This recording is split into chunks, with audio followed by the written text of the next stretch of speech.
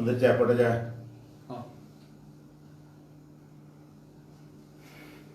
அஸ்ஸலாமு அலைக்கும் வரஹ்மத்துல்லாஹி வபரகாத்துஹு.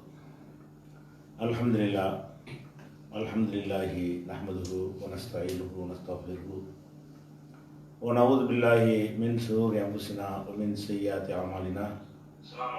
மன் யஹ்திஹில்லாஹு ஃபலா முதில்ல லஹு வ மன் யுضلில்ஹு ஃபலா ஹாதிய லஹு. வ அஷ்ஹது அல்லா இலாஹா இல்லல்லாஹு வஹ்தஹு லா ஷரீக லஹு வ அஷ்ஹது அன்ன முஹம்மதன் அப்துஹு வ ரசூலுஹு.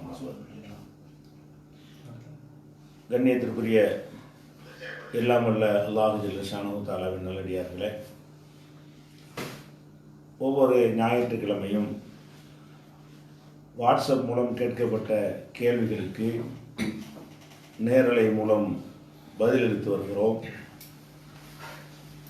அதன் தொடர்ச்சியாக இந்த வாரம் 8 முதல் 10 வரை கேள்விகளுக்கான பதிலும், 10 மணியிலிருந்து சமகால நிகழ்வுகள் சிலவற்றுக்கான விளக்கமும் இடம்பெற இருக்கிறது. இப்போ முதலாவது நம்ம கேள்விக்கு செல்வோம். முதல் கேள்வி திருப்பூரை சேர்ந்த மூசா என்பவர் கேட்கிறார்.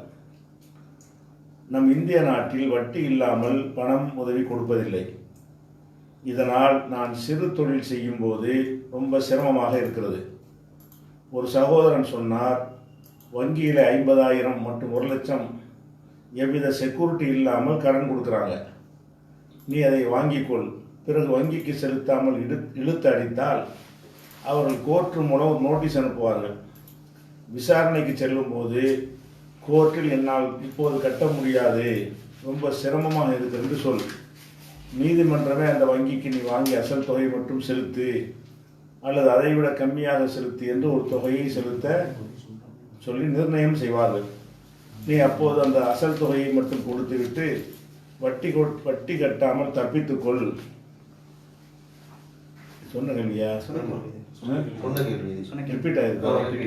சரி, இது ஏற்கனவே சொன்ன கேள்வியா? ரிப்பீட் ஆயிருக்கு, இதை விட்டுருவோம். அடுத்து ஒரு கேள்வி கேட்குறாங்க. மஸ்ஜிதுல் ஹராமுக்கும் மஸ்ஜிதுல் அக்ஸாவுக்கும் இடைப்பட்ட காலம் 40 ஆண்டுகள் என்று புகாரியில் 3366வது ஹதீஸில் இடம்பெற்றிருக்கிறது. இது சரியா? இதுதான் கேள்வி. மக்காவில் இருக்கிற மஸ்ஜிதுல் ஹராமுக்கும் ஜெருசலமில் இருக்கின்ற மஸ்ஜிதுல் அக்ஸாவுக்கும் கட்டுறதுக்கு இடைப்பட்ட காலம், இதை கட்டி ஒரு 40 வருஷத்துக்கு பிறகு தான் இந்த பைத்துல் முகத்தஸ் கட்டப்பட்டது அப்படின்ற ஹதீஸ் இருக்கிறது. புகாரியில் ரசூல் ஸல்லல்லாஹு அலைஹி வஸல்லம் அவங்கள்ட்ட வந்து கேட்குறாங்க, அபூ தர் கிஃபாரி கேட்குறாங்க, ஐயு மஸ்ஜிதின் உலிய ஃபில்லர்லி அபல், பூமியில் முதலாக எழுப்பப்பட்ட பள்ளிவாசல் எது என்று கேட்ட பொழுது நபிகள் நாயகம் ஸல்லல்லாஹு அலைஹி வஸல்லம் சொன்னாங்க, அல் மஸ்ஜிதுல் ஹராம். மஸ்ஜிதுல் ஹராம்னா காபத்துல்லா, அந்த காபா இருக்கிற புனித பள்ளிவாசல். குல்து சும்மா ஐயும், அதுக்கு பிறகு எந்த பள்ளிவாசல் என்று கேட்டேன். அப்போ நபி ஸல்லல்லாஹு அலைஹி வஸல்லம் சொன்னாங்க, அல் மஸ்ஜிதுல் அக்ஸா, மஸ்ஜிதுல் அக்ஸா என்ற, அதாவது பைத்துல் முகத்தஸ் என்ற பள்ளிவாசல். கொடுத்து நான் கேட்டேன், கம்கான பைனகுமா, இந்த ரெண்டுக்கும் மத்தியில் உள்ள இடைவெளி எவ்வளவு காலம், அதை கட்டுவதற்கும் இதை கட்டுவதற்கும் உள்ள இடைவெளி எவ்வளவு காலம் என்று கேட்ட பொழுது கால 40 சனா, 40 ஆண்டுகள் என்று சொன்னார்கள். இதுதான் ஹதீஸு. இந்த ஹதீஸை வச்சு அவர் என்ன கேட்குறாருன்னா, இந்த 40 வருஷம் இடைவெளிங்கிறது சரியா, அதை கட்டுவதற்கும் இதை கட்டுவதற்கும் உள்ள இடைவெளி 40 வருஷம் என்பது சரியான்னு கேட்குறாங்க. இது எதனால் இந்த கேள்வி வருதுன்னு கேட்டால், பைத்துல் முகத்தஸை சுலைமான் நபி கட்டியதாக பரவலாக வரலாற்றில் சொல்லப்பட்டிருக்கிறது. சுலைமான் நபி அந்த மஸ்ஜிதுல் பைத்துல் முகத்தஸை புனர் நிர்மாணம் செய்வதற்கு இஸ்லாமிய அடிப்படையிலேயும் ஆதாரங்கள் இருக்கிறது. அப்போ சுலைமான் நபியுடைய காலத்திற்கும் ஆதம் அலைஹிஸ்ஸலாம் தான் அந்த பள்ளிவாசலை மஸ்ஜிதுல் ஹராமை கட்டினாங்க என்று வைத்துக் கொண்டாலும், அல்லது இப்ராஹிம் அலைஹிஸ்ஸலாம் அதை கட்டினார்கள் என்று வைத்துக் கொண்டாலும், 2 பேருக்கு மத்தியில் உள்ள இடைவெளி 40 வருஷம் இல்லையா, அதுக்கு மேலே இருக்குமே. 40 வருஷம் இடைவெளியில் எப்படி கட்டியிருக்க முடியும் என்கிற ஒரு அடிப்படையில் தான் இந்த ஒரு கேள்வி கேட்கப்படுகிறது. ஃபர்ஸ்ட் நம்ம விளங்கிக் கொள்ள வேண்டும், காபத்துல்லாவை கட்டியதுன்னு சொல்றது எந்த அடிப்படையில் முதல் பள்ளி என்று சொல்லப்படுகிறது சொன்னால், ஆதம் அலைஹிஸ்ஸலாம் அவர்களை அல்லாஹ் இந்த பூமிக்கு அனுப்பும் பொழுது அவங்க செய்த தவறுக்காக தண்டித்து அனுப்பும் பொழுது ஒரு இறைவனை வணங்குவதற்கு ஒரு ஆலயத்தை அல்லாஹ் எழுப்ப சொல்லி கட்டளை எடுக்கிறான். அவங்க தான் இந்த ஃபஸ்ட்டு மஸ்ஜிதுல் ஹராமை கட்டினது. முதல் என்று கேட்டால் குரான்ல அல்லாஹ் என்ன சொல்கிறான்னு கேட்டால், இன்ன அவ்வள பைத்தின் உதயல் இன்னாஸ், மனித குலத்திற்காகவே எழுப்பப்பட்ட முதல் ஆலயம் லல்லதி பிபக்கா. பக்கான்னா மக்காவுக்கு பழைய பேர் பக்கா தான். பக்காவில் இருக்கக்கூடிய அந்த பள்ளிவாசல் தான் என்று அல்லாஹ் குரானில் சொல்லி காட்டுகிறான். இது 397 வசனத்தில் இருக்கிறது.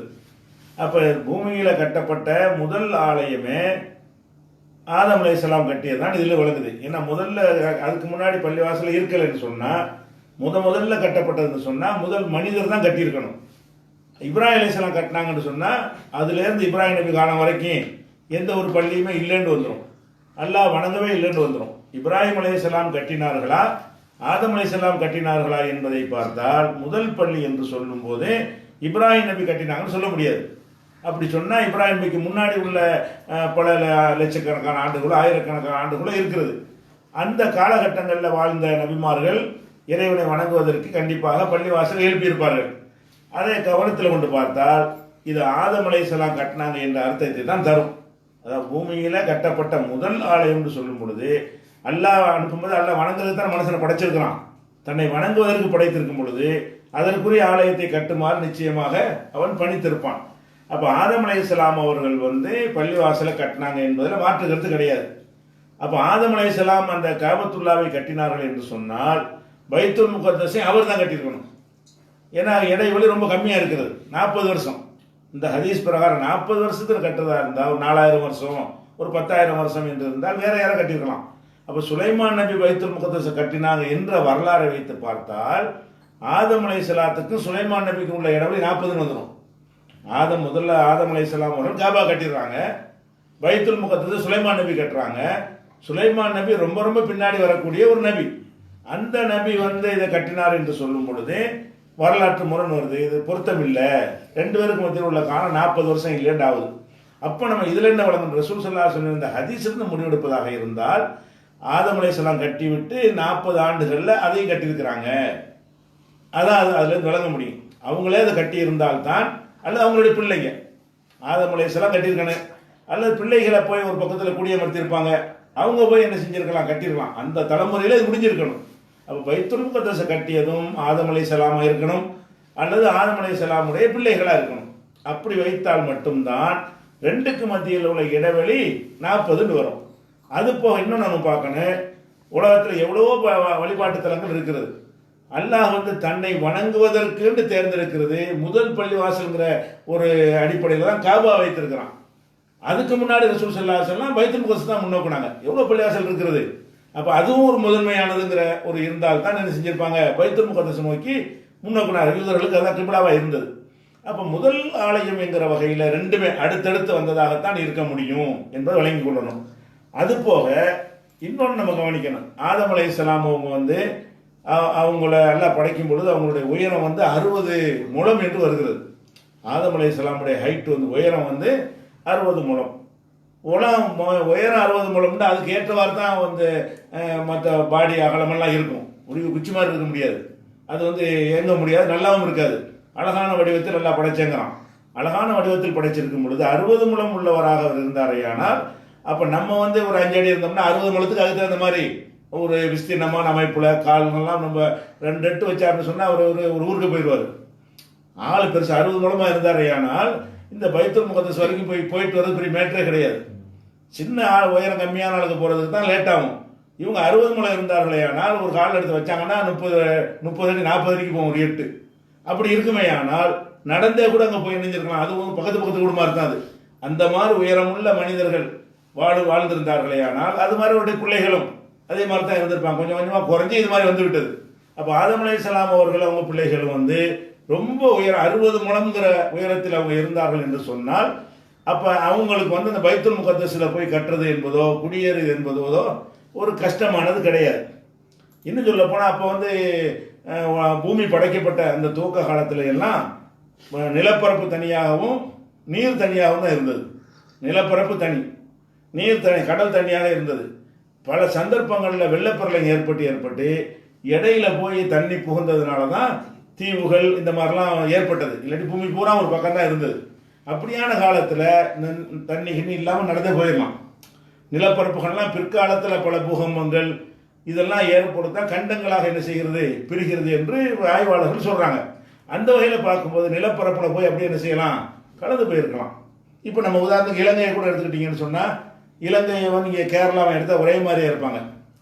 இலங்கையும் கேரளாவை எடுத்துக்கிட்டிங்கன்னு சொன்னால் அவங்களுடைய தோற்றம், அவங்களுடைய அங்கே உற்பத்தி ஆகிற பொருள்கள், அங்கேயும் தேங்காய் உற்பத்தி ஆகும், இங்கேயும் தேங்காய் உற்பத்தி ஆகும், அங்கே உள்ள அங்கே மொழியுடைய அமைப்பு எல்லாம் பார்த்தீங்கன்னா அந்த வீடு கட்டுற முறை, அந்த பூமி அமைந்திருக்கிற மெத்தட் எல்லாத்தையும் பார்த்தீங்கன்னு சொன்னால் கேரளாவை போலவே இருக்கும். அப்போ கேரளாவோடு அது இணைந்து இருந்தது என்றும் அதை சொல்கிறாங்க. இப்போ பூகம்பம் ஏற்படுவதற்கு முன்னாடி கேரளாவும் இலங்கையும் இணைந்திருந்தது. அதனால இலங்கைக்கு வந்து சேரன் தீவுன்னு ஒரு பேர் இருக்குது. சேரன்னா கேரளாவுக்கு சொல்லுவாங்க. சோழ மன்னர்கள், சேர மன்னர்கள், பாண்டிய மன்னர்கள் சொல்லணும் இல்லையா. சேரர்கள்னா யாருன்னா கேரளா. அப்போ கேரளாவை சேர்ந்தவங்க தான் சேரன். சேரன் தீவு தான் அது. சேரன்கள் இருந்த தீவு என்று சரந்தீவுப்பாங்க. அதை சேரன் தீவு என்ற பேரை என்ன செய்வாங்க, சரந்தீவுன்னு சொல்லுவாங்க. அப்போ அந்த மாதிரி எல்லாம் ஒரே மாதிரி நிலமா இருந்திருக்குது. சும்மா அங்கே போவாங்க, அங்கே வருவாங்க. பிரித்த பிறகு அந்த கலாச்சாரம் மட்டும் அப்படி இருக்கிறது, நாடு தனியாக ஆகிவிட்டது. அந்த மாதிரியான ஒரு காலத்தில் இது 40 வருஷத்தில் போய் கட்டுறதுங்கிறது பெரிய கஷ்டம் கிடையாது. நம்மளை மாதிரி சராசரியாக இருந்த மாதிரி பிரிக்கப்பட்டு இருந்துச்சுன்னா அந்த காலத்தில் போய் சென்றடைவதற்கு கப்பல், வாகனம், பல விஷயங்கள் இருக்கிறது, போக முடியாது. இதெல்லாம் சும்மா சாதாரணமாக போயிட்டு வர அளவுக்கு நடந்திருக்கிறதுக்கு வாய்ப்பு இருக்கிறது. அதனால ஃபஸ்ட்டு படைக்கப்பட்டது வந்து காபத்துல்லா தான். ஆதம் அலைஹிஸ்ஸலாம் கட்டுறாங்க. அதனால தான் ஒரு ஆலயத்துக்கு என்ன உயரம் இருக்கும், ஒரு மனிதன் போய் தொழுகிறதுக்கு அந்த உயரத்தில் காபா இல்லை. அவர் உயரமாக இருந்தால் அவர் நிற்கிற அளவுக்கு பெரிய பிரம்மாண்டமாக என்ன செய்யப்பட்டிருக்கு. அவர் கட்டியது கொஞ்சமாக குறைச்சிட்டு வந்துட்டாங்க. இப்போவும் அது பிரம்மாண்டமாக தான் இருக்குது. ஒரு பள்ளிவாசல் நம்ம வந்து 10 அடிக்கு பதிலாக ஒரு 20 அடி வச்சுருவோம். நம்ம ஒரு பள்ளிவாசல் கட்டணும் என்று சொன்னால் 10 அடி வைப்போம், இல்லாட்டி ரொம்ப காற்று வேணும்னு சொன்னால் 20 அடி வைப்போம். ஆனால் காபத்துல்லா அந்த மாதிரி இல்லை. உள்ளே தான் போய் தொழுதுகிட்டு இருந்தாங்க. உள்ளே போய் தொழுது கொண்டு இருக்கிறதுக்கு கட்டப்பட்ட ஒரு ஆலயம் அவருடைய ஹைட்டுக்கு தகுந்த மாதிரி தான் இருக்கணும். அவர் போய் நிற்கணும், அங்கே நிற்கணும், குனியன் ருக்கு செய்யணும், அதுக்கு ஏற்றவாறு தான் அவர் கட்டியிருப்பார். அப்படின்லாம் பார்க்கக்கூடிய நேரத்தில் ஆதம் அலைஹிஸ்ஸலாத்துடைய உயரத்தை முயற்சி பண்ணி தான் அந்த காபாவுடைய உயரமும் வாங்கிக்கப்பட்டிருக்கிறது. அதை பார்க்கும் பொழுது இது பெரிய ஆச்சரியமானது கிடையாது. அந்த ஹதீஸ் பிரகாரம் 40 வருஷம் இடைவெளியில் ரெண்டையும் அவர் தான் கட்டியிருக்கணும். மற்றபடி இப்ராஹிம் அலைஹிஸ்ஸலாம் காபா கட்டினது என்பது புனர் நிர்மாணம். அது அல்ல அப்படி சொல்லி கேட்டான். காபாவுடைய இடத்தை இப்ராஹிமுக்கு காட்டி கொடுத்தோம், மக்கானல் பைத்தி. அப்போ ஏற்கனவே பைத்தி இருந்தது, அது சிதிலமடைந்து அழிஞ்சு போய்விட்டது. இதுதான் அந்த இடம்னு சொல்லி எல்லாம் காட்டி கொடுத்த பிறகு அந்த இடத்தில் இப்ராஹிம் அலைஹிஸ்ஸலாம் மறுபடி கட்டுறாங்க. மறுபடி கட்டின காபத்துல்லா தான் இந்த காபத்துல்லாவை தவிர இப்ராஹிம் அலைஹிஸ்ஸலாமே முதலாக அதை கட்டவில்லை. அதே மாதிரி சுலைமான் நபி மறுமுறை கட்டியிருப்பார். சுலைமான் நபி கட்டினார் வறுமையானால் ஆதம் அலைஹிஸ்ஸலாம் கட்டினது எவ்வளோ காலத்துக்கு நிற்காது. அந்த காலத்து மெட்டீரியல் வச்சு கட்டினாங்கன்னா அவள் பல லட்சம் ஆண்டுகளுக்கு, பல்லாயிரம் ஆண்டுகளுக்கு இருக்காது. அது சிதிலமடைந்த பிறகு சுலைமான் நபிக்கு பெரிய வலிமையை எல்லாம் கொடுத்துருந்தான், பெரிய அரசாட்சி கொடுத்துருந்தான், பணத்தை கொடுத்துருந்தான். அவருடைய ஆட்சியில் பெரும்பான்மையாக கட்டுவோமே என்று என்ன செஞ்சிருக்காரு, அவர் கட்டினார் என்று எடுத்துக்கொண்டு ரெண்டுமே புனர் நிர்மாணம். இப்ராஹிம் நபி கட்டினதும் சுலைமான் நபி கட்டினது என்று சொல்வதும் மறுநிர்மாணம் செய்திருக்கிறார்கள். முதன்மை கட்டினது கிடையாது. இப்படி எடுத்துக்கொண்டோமே ஆனால் அந்த ஹதீஸில் உள்ளது கரெக்டாக தான் இருக்கிறது.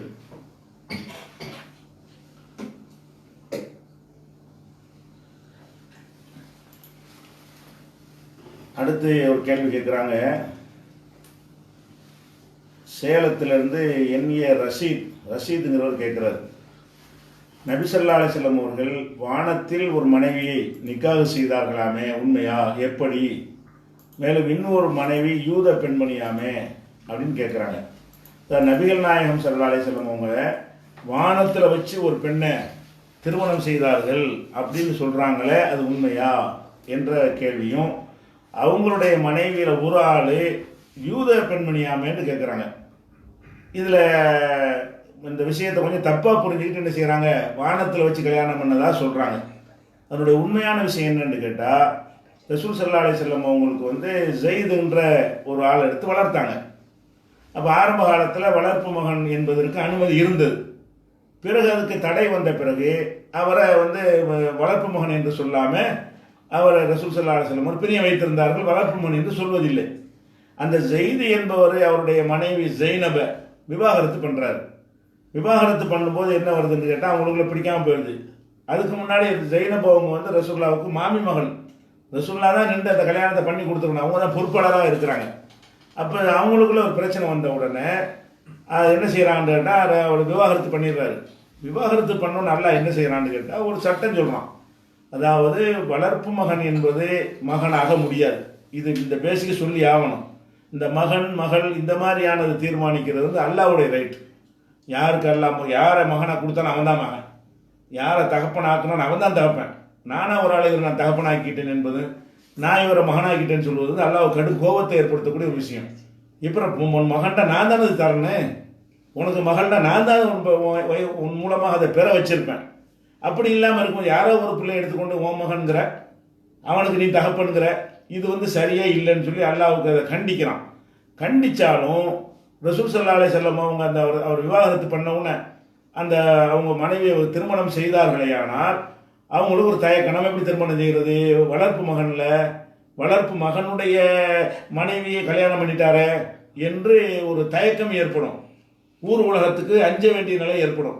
அப்படிலாம் வரக்கூடாதுங்கிறது தான் அல்லாஹ் என்ன செய்யறான். 33வது அத்தியாயம் 37வது வசனத்தை எடுத்தீங்கன்னா அதில் அல்லாஹ் என்ன செய்யறான்னு கேட்டால், இவர் வந்து விவாகரத்து செய்த உடனே ஜெயிது விவாகரத்து செய்த உடனே அந்த அவருடைய மனைவியாக இருந்தவரை உமக்கு நாம் கல்யாணம் பண்ணி தந்தோம். ஜவ்வஜ் நாக்கஹான்னு எல்லாம் சொன்னான். ரசூல் ஸல்லல்லாஹு அலைஹி வஸல்லம் ஜெயினபை கல்யாணம் பண்ணலை. பொதுவாக திருமணம் பண்ணும்போது என்ன செய்வோம், அதுக்கு 2 பொறுப்பாளரை வைத்து மகரை கொடுத்து பேசி அந்த முறைப்படியான ஷரத்து இருக்குல்ல அதெல்லாம் வச்சு தான் கல்யாணம் பண்ணணும். ஜெயினபை ரசூல் ஸல்லல்லாஹு அலைஹி வஸல்லம் திருமணம் அவங்க பண்ணாங்கன்னா பண்ணவே இல்லை. அல்லாஹ் என்ன செஞ்சுட்டான்னு கேட்டால், அவர் விவாகரத்து பண்ணிய உடனே உமக்கு நாம் வந்து என்ன செய்கிறோம், இது வந்து திருமணம் செய்து வைத்திருக்கிறோம். ஏன் வைத்திருக்கிறோம்னு கேட்டால், அதாவது வளர்ப்பு மகனுடைய பிள்ளைகள் ஒரு மனைவியரை விவாகரத்து செய்து விட்டால் அல்லது மரணித்து விட்டால் அந்த பெண்களை அந்த வளர்ப்பு தந்தை பொய்யா சொல்லிக்கிட்டீங்களே அவர் திருமணம் பண்ணுவது குற்றமில்லை என்று காட்ட வேண்டும். அதை உன் மூலமாக செஞ்சு காட்டணும். அதற்காகத்தான் நானே செஞ்சு வைக்கிறேன் அப்படின்னு சொல்லி அல்லாஹ் சொல்வதற்கு தான் அவங்கள நிக்காக செஞ்சு கொடுத்தேங்கிறான். இதை பற்றி தான் அந்த சம்பவம். இதை பற்றி ஜெயினப் அவர்கள் சொல்லும்போது என்ன சொல்லுவாங்கன்னு கேட்டால், உங்களுக்கெல்லாம் வேற மனைவியை பார்த்து சொல்லுவாங்க. ரசூலுல்லாவுடைய மற்ற மனைவிகள்கிட்ட பெருமையாக சொல்லிக்கிடுவாங்க, உங்களுக்கெல்லாம் பூமியில் உள்ள ஆளுக்கு கல்யாணம் பண்ணி வச்சாங்க, எனக்கு வானத்தில் உள்ளவங்க கல்யாணம் பண்ணி வச்சான் அப்படிங்கிறாங்க. அதைத்தான் வானத்தில் கல்யாணம் நடந்துங்கிறாங்க. என்ன அவங்க சொல்கிறாங்கன்னு கேட்டால், உங்களுக்கெல்லாம் உங்கள் அப்பா அம்மா அண்ணன் தம்பி வந்து கல்யாணம் பண்ணி வச்சுருப்பாங்க, எனக்கு யாரும் கல்யாணம் பண்ணி வைக்கவே இல்லை. எனக்கு யார் கல்யாணம் பண்ணி வச்சா, வானத்தில் இருப்பவன் அல்லாவே எனக்கு திருமணம் பண்ணி வச்சுட்டான். அதை வந்து அந்த வார்த்தையை சொல்லுவாங்க, ஜவ்வஜகுன்ன அஹ்லுகுன்ன, உங்களுக்கு உங்கள் குடும்பத்தார் உங்களை வந்து கல்யாணம் பண்ணி கொடுத்துருக்கிறார்கள். ஒரு ஜவ்வஜனி அல்லாஹு மின் ஃபௌகி சப சமாவாத், என்னை வந்து 7 வானத்துக்கு மேலே இருக்கிற அல்லாஹ் என்னை கல்யாணம் பண்ணி வச்சான் அப்படின்னு சொல்கிறாங்க. அல்லாஹ் வானத்துக்கு மேலே இருந்து கல்யாணம் பண்ணினான் என்று சொல்வதைத்தான் ஏதோ வானத்தில் 2 பேர் கூட்டிகிட்டு போய் அங்கே வச்சுக்கிட்டு கல்யாணம் பண்ண மாதிரி இதை புரிஞ்சுக்கிட்டாங்க. வானத்தில் உள்ளவன் அல்லான்றது அல்லாஹ் கல்யாணம் பண்ணி தந்தான்னு சொல்லும்போது அந்த வானத்தில் உள்ளவன்ற வார்த்தையை யூஸ் பண்ணிட்டாங்க. அவ்வளோதான். உங்களுக்கு வந்து குடும்பத்தார் கல்யாணம் பண்ணாங்க, எனக்கு அல்லாஹ் கல்யாணம் பண்ணி வச்சான் இப்படின்னு சொன்னது தான் அந்த வார்த்தையை வந்து வேற வார்த்தையில் அவங்க சொல்லிவிட்டாங்க. 7 வானத்துக்கு மேலே இருப்பவன் எனக்கு கல்யாணம் பண்ணி தந்தான் அப்படின்னு. அப்போ வானத்துக்கு இவங்க தூக்கிட்டு போயிட்டான் போல இருக்கு, அங்கே வச்சு அப்படி நினைக்கிறாங்க. அப்படி கிடையாது. இந்த இந்த கருத்தை அப்படி வழங்கியிருக்கிறாங்க. இது திருமதியில் 3213வது ஹதீஸில் இந்த அவங்க ஜெயினபு சொன்ன வாசகம் இடம்பெற்றிருக்கிறது. மற்ற மனைவி கேட்ட பெருமையாக சொல்லுவாங்க இல்லையா, அது இடம்பெற்றிருக்கிறது. அடுத்து வந்து இன்னொரு மனைவி வந்து யூத இனம் அப்படின்னு சொல்கிறாங்களான்னு கேட்குறாங்க. அப்போ சஃபியான்னு ஒரு மனைவியை வந்து யூத இனம் தான். அது போரில் வெற்றி கொண்ட பிறகு சஃபியாவை ரசூலுல்லாஹ் கல்யாணம் பண்ணாங்க. அந்த யூத இனம்னா என்ன செஞ்சிடக்கூடாது, யூத மதத்தில் இருந்து அப்படியே கல்யாணம் பண்ணிக்கிட்டாங்கன்னு அர்த்தம் கிடையாது. அவங்க இஸ்லாத்தில் ஏற்று தான் கல்யாணம் பண்ணாங்க. எந்த இனத்தில் இருந்தாலும் எப்போ இஸ்லாத்தை ஏற்றுக்கொள்கிறார்களோ அந்த இனம்ங்கிற அந்த வேறுபாடு மறைந்து விடும். வேறு வேறு மதத்தில் இருக்கும் பொழுது தான் அந்த ஜாதி அதெல்லாம் தொடர்ந்துக்கிட்டே வரும். யூதராக இருந்தாலும் அப்துல்லா இப்னு சலாம்லாம் யூதர் தான். இப்போ யூதர் நம்ம சொல்லுவோம், அவர் முஸ்லீம் தான். அவர் யூத குடும்பத்தில் பிறந்தாலும் இஸ்லாத்துக்கு வந்தால் மட்டும் அவர்கள் யூதர் என்று அடையாளப்படுத்துவதே கிடையாது. நிறைய சஹாபாக்கள் யூதர்களாக தான் இருந்தாங்க. அந்த யூதர்கள் என்று அடையாளப்படுத்தப்படலை. சஹாபி ஆன பிறகு, முன்னாடி யூதர்கள், சஹாபி ஆன பிறகு அவங்க சஹாபி தான், முஸ்லீம் தான், நபித்தோழர் தான், அன்சாரி தான், முஹாஜிர் தான். இதுதான் இருக்குமே தவிர எந்த ஒரு சஹாபியாவது யூத சஹாபின்னு சொல்லப்படுவாரா, சொல்லப்பட மாட்டார். யூதராக இருந்தாலும், குலத்தால் யூதராக இருந்தாலும் நம்ம இஸ்லாமுக்கு வந்த பிறகு இந்த யூதருங்கிற ஒரு இது, ஏன்னா யூதருங்கிறது இனத்தோட மதமும் கலந்துருக்கு. யூதன் என்பது ஒரு இனமாகவும் இருக்கிறான், அது ஒரு மதமாகவும் இருக்கிறது. அப்போ ஒரு இனமாக இருந்தால் கூட தொடரலாம். குறைஷின்னு சொல்கிறாங்கன்னு வைங்களேன், இஸ்லாத்துக்கு வந்த பிறகு குறைஷியாக இருக்கலாம் ஒருத்தன். இந்த இஸ்லாத்துக்கு முன்னாடி குறைஷியாக இருந்தவர் இஸ்லாத்துக்கு வந்த பிறகு குறைஷியாக இருக்கலாம். ஏன்னா குறைஷிங்கிறது ஒரு இனப்பெயர், அந்த இனம் மாறாது. யூதன் என்பது இனமாகவும் மதமாகவும் இருக்கிறது. யூத மதம்னு ஒரு மதம் இருக்கிறது. அப்போ இஸ்லாத்துக்கு வந்த பிறகு ஒரு இனமாக இருந்தால் யூதன் கண்டினியூ பண்ணலாம். அது ஒரு மதமாக இருந்தால் இஸ்லாமாவும் யூத மதமாக எப்படி இருக்க முடியும்? இருக்க முடியாது. அதனால தான் யூதர்களாக இருந்த யாரும் இஸ்லாத்துக்கு வந்தாங்கன்னா யூதர்னு சொல்லப்படுறதில்லை. வேற வேற குலத்திலிருந்து வந்தால் குலத்தோடு சொல்லப்பட்டிருக்கிறாங்க. வேற வேற ஹஸ்ரஜ் ஹவுஸு இப்படி பேர்ல எல்லாம் சொல்லப்பட்டிருக்காங்க. அவங்கெல்லாம் என்னன்னு கேட்டால் வேற வெறும் குலம், அது வெறும் குலம் கோத்திரமாக இருந்தால் அதை அழிக்க தேவையில்லை, சும்மா சொல்லிக் கொள்ளலாம். ஆனால் இது என்ன யூத இனங்கிறது மட்டும் என்னன்னு கேட்டால் அது ஒரு மதம். இன்னைக்கு யூத மதமாக தான் அது இருந்து கொண்டிருக்கிறது. அப்போ யூத மதமாக இருந்த காரணத்தினால அவங்க எப்போ இஸ்லாத்துக்கு வந்துட்டாங்களோ யூதனுக்கு அடிபட்டு போயிடும். அவங்கள யூதர் என்று அடையாளப்படுத்தக்கூடாது. யூதராக ஒரு காலத்தில் இருந்தவர் என்று அடையாளப்படுத்தலாம். அப்படிதான் விஷயம். இதில் நீங்கள் கூடுதலாக ரசூல்லா ஏன் இப்படி பல மனைவியரை திருமணம் செஞ்சாங்க என்பதையும் இந்த திருமணங்களுடைய பின்னணிகளை அறிந்து கொள்ள விரும்புனீங்கன்னு சொன்னால் திருக்குரானுடைய தமிழாக்கத்தில் 378வது குறிப்பு இருக்கிறது. அது ஆன்லைன் PJ.netல 378 டாட்டு போட்டு தேடினீங்கன்னா அந்த லிஸ்ட்டை காட்டிடும். அதை முழுசாக படித்து வச்சுக்கிட்டீங்கன்னு சொன்னால் இதனுடைய வரலாறு, ஜெயினபுடைய வரலாறு, இவங்களுடைய வரலாறு, ஏன் நிறைய கல்யாணம் பண்ணினாங்க, அதற்கான விடைகள் எல்லாம் அதில் இருக்கிறது. 378வது குறிப்பு.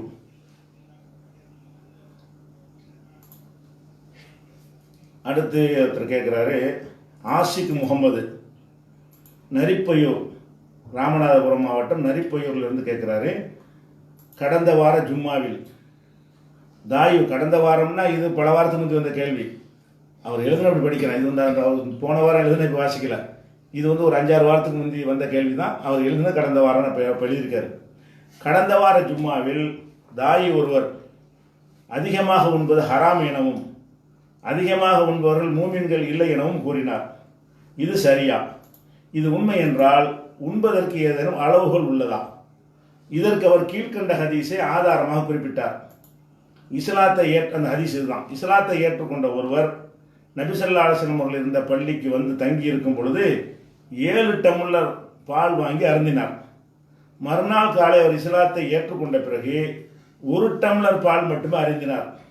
இதை பார்த்து நபி ஸல்லல்லாஹு அலைஹி வஸல்லம் அவர்கள் மூமினுக்கு 1 வயிறு, காபிர்களுக்கு 7 வயிறு என்று கூறினார்கள். இதான் அவர் ஆதாரம் காட்டியிருக்காரு. இது ஆதாரமாக காட்டி அப்போ ரொம்ப திங்கிறது ஹராமு, கொஞ்சமாக தான் திங்கணும், முஸ்லீம் அல்லாமல் இருக்கும்போது 7 மடங்கு சாப்பிட்டவர் இஸ்லாத்துக்கு வந்த பிறகு 1 மடங்கு தான் சாப்பிட்டாரு அப்படின்ற சொல்லி இதை வச்சு ஹராமுன்னு இருக்காரு. இதை வச்சு ஹராமுன்னா அது ஒரு அறியாமை. இது அல்லாஹ் செய்கிற பரக்கத்து சட்டம் இல்லை. இது என்ன இருக்குன்னா, இஸ்லாத்தில் இல்லாத நேரத்தில் அவங்களுக்கு அல்லாஹ் உணவில் பரக்கத்து செய்வதில்லை. கொஞ்சம் நிறைய சாப்பிடுவார்கள். அல்லாஹ்வின் பெயரால் சாப்பிடுன்னு சொல்லும் பொழுது அந்த குறைந்த உணவு அவங்களுக்கு திருப்தி அளிக்கக்கூடிய வகையில் அமைந்து விடும் என்ற ஒரு பரக்கத்தை சொல்ற சட்டம் தானே தவிர, ஹதீஸ் தானே தவிர இவ்வளவு தான் சாப்பிடணுங்கிற சட்டம் கிடையாது. முஸ்லீமா இருந்து 7 டம்ளர் பால் குடிச்சா குற்றம் சட்டம் சொல்வதற்காக ரசூலுல்லாஹ் சொன்னாங்க இல்ல. எதுக்குன்னா அந்த வியப்பான ஒருக்கு விளக்கம் சொல்றாங்க. இதே ஆள் தான் இஸ்லாத்தை வருவதற்கு 7 டம்ளர் பால் குடிக்கிறாரு, காலையில் இஸ்லாத்துக்கு வந்துடுறாரு, அவர் 1 டம்ளர் பாலை போதுங்கிறாரு.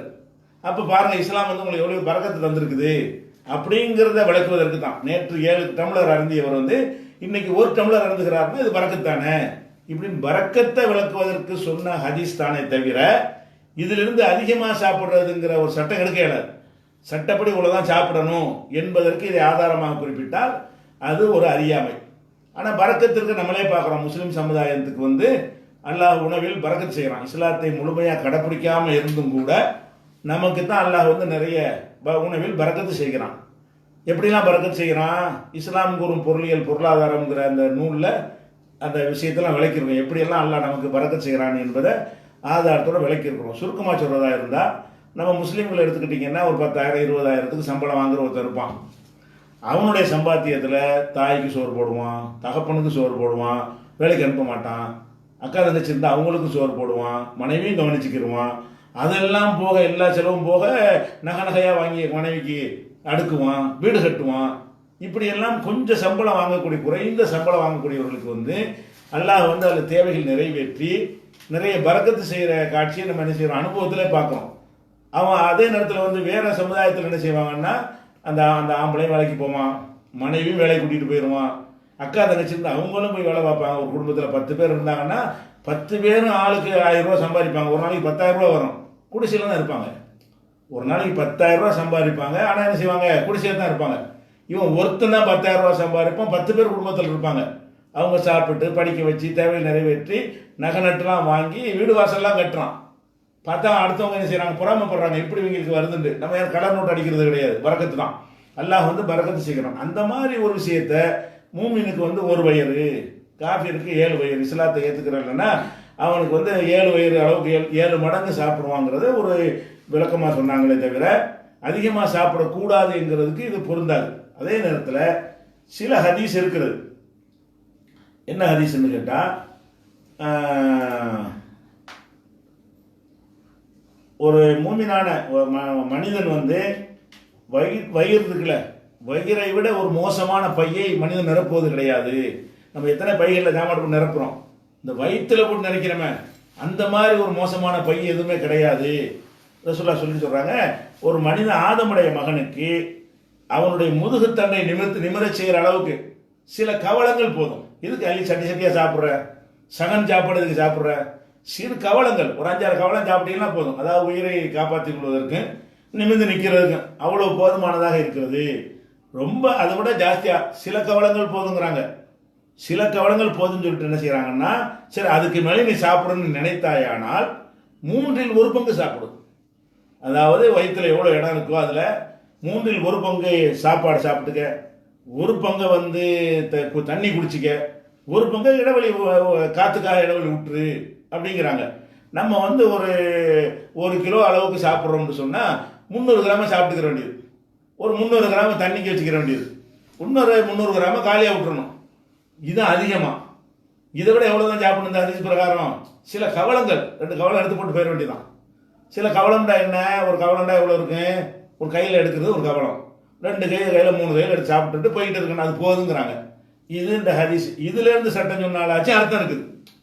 இதுலேருந்து என்ன செய்ய, வயிறு நிறைக்க தப்பு, இது வந்து கெட்ட பையை நிறைக்கிறீங்க, ஏன் அப்படி ரொம்ப சாப்பிட்றீங்க அப்படிங்கிற ஒரு கருத்து இதில் வரும், அதில் வராது. எதில் வராது? அதிகமாக சாப்பிடுகிறார்கள், பிஸ்மில்லா சொல்லி சாப்பிட்டு பரக்கத்து கிடைக்கிறது அப்படிங்கிற அது மாதிரி கருத்தில் வரக்கூடிய எந்த ஒரு ஹதீஸுமே அதிகம் சாப்பிடக்கூடாது என்கிற கருத்தை தரல.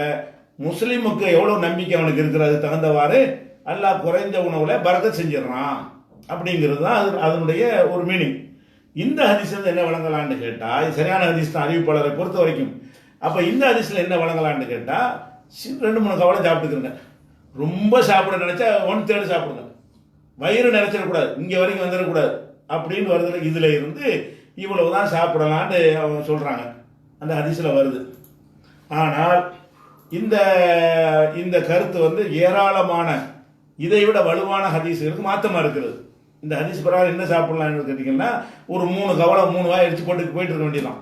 ரொம்ப சாப்பிட்றதா இருந்தால் என்ன செய்யலாம், ஒரு பிரியாணி கொடுக்குறாங்களா 1/2 பிளேட்டு, அது கூட ஜாஸ்தி, 1/2 பிளேட் பிரியாணி 3 பேர் சாப்பிடணும். அப்போ தான் இந்த கணக்குக்கே சரியாக வரும். இந்த அளவு ஒரு மனிதனுக்கு போதாது, நமக்கே தெரிகிறது. இந்த பயான் பண்ணக்கூடியவரோட இந்த அளவுக்கு சாப்பிட மாட்டார். பயான் பண்ணார்ல, 2-3 அவர் சாப்பாடு வெளியில் சும்மா வந்துட்டார்ல, அவருக்கு என்ன செய்யுங்க, 2 ஸ்பூனில் 3 ஸ்பூன் சாப்பாடை போட்டு வைங்க, இது சாப்பிடுங்க, சாப்பிடுவாரா? அதான் அதான் அதான் சொல்லுது இந்த ஹதீஸ். இந்த ஹதீஸ் அதை தான் சொல்லுது என்று சொன்னால் 2-3 ஸ்பூனை சாப்பிட்டு போயிடணும். அது உங்கள் முதுகு தண்டை நிப்பாட்டி வைக்கிறதுக்கு போதுமானது. அதை விட ஜாஸ்தியாக சாப்பிட்றாருன்னா என்ன செய்யுங்க, ஒரு டம்ளர் அளவுக்கு சாப்பாடை போட்டு இது சாப்பிடுறது போதும். 1 டம்ளர் சாப்பாடு, 1 டம்ளர் தண்ணி, 1 டம்ளர் காலியாக விட்டுருங்க, அவ்வளோதானே கொள்ளும் வயிறு. அப்போ அந்த அளவுக்கு தான் அப்படி சொல்கிறாங்களா இவங்கள? கம்மியாக சாப்பிடணும்னு சொல்கிற ஆளுகளை இந்த கம்மியாக சாப்பிடுவாங்களா? இந்த ஹதீஸ் படி சொல்கிறாங்க, இதில் உள்ளபடி தான் சொல்லணும். கம்மிக்கு அளவே வந்துருச்சு. கம்மின்னு மொட்டையாக சொல்லலை. கம்மின்னா என்ன, சில கவலங்களை விட அதிகத்துக்கு என்ன வருதுன்னா 3 1. அப்போ 3 1 விட கம்மியாக தான் சாப்பிடணும். அதை வயிற்றில் எவ்வளோ விளக்கமாக கொள்ளுது, நேற்று எவ்வளோ சாப்பிட்றேன்னு பார்த்துக்கணும், அதில் காவாசி சாப்பிடும். நேற்று இந்த ஹதீஸ் தெரிகிறதுக்கு முன்னாடி நீ எவ்வளோ சாப்பிட்டியோ அதில் காவாசி சாப்பிட்டா தான் இந்த ஹதீஸ் அமல்படுத்துறீங்கன்னு ஆகும். அப்படி யாருமே இந்த பயான் பண்ணுற ஆளும் செய்ய மாட்டார், யாரும் செய்கிறது கிடையாது. கிடைக்கிறத வரைக்கும் கம்மியாக கொடுத்தா குறை சொல்லி தான் போவாங்க. அப்போ இது என்ன விளங்கணும்னு கேட்டால், இது இப்படி தான் மார்க்க சொல்லுதா? அல்லாஹ் திங்கிறது பிரச்சனை குழுவ சிறப்பு வலா துஸ்ரிப்பு, உண்ணுங்கள் பருகுங்கள் விரையும் செய்யாதீர்கள்.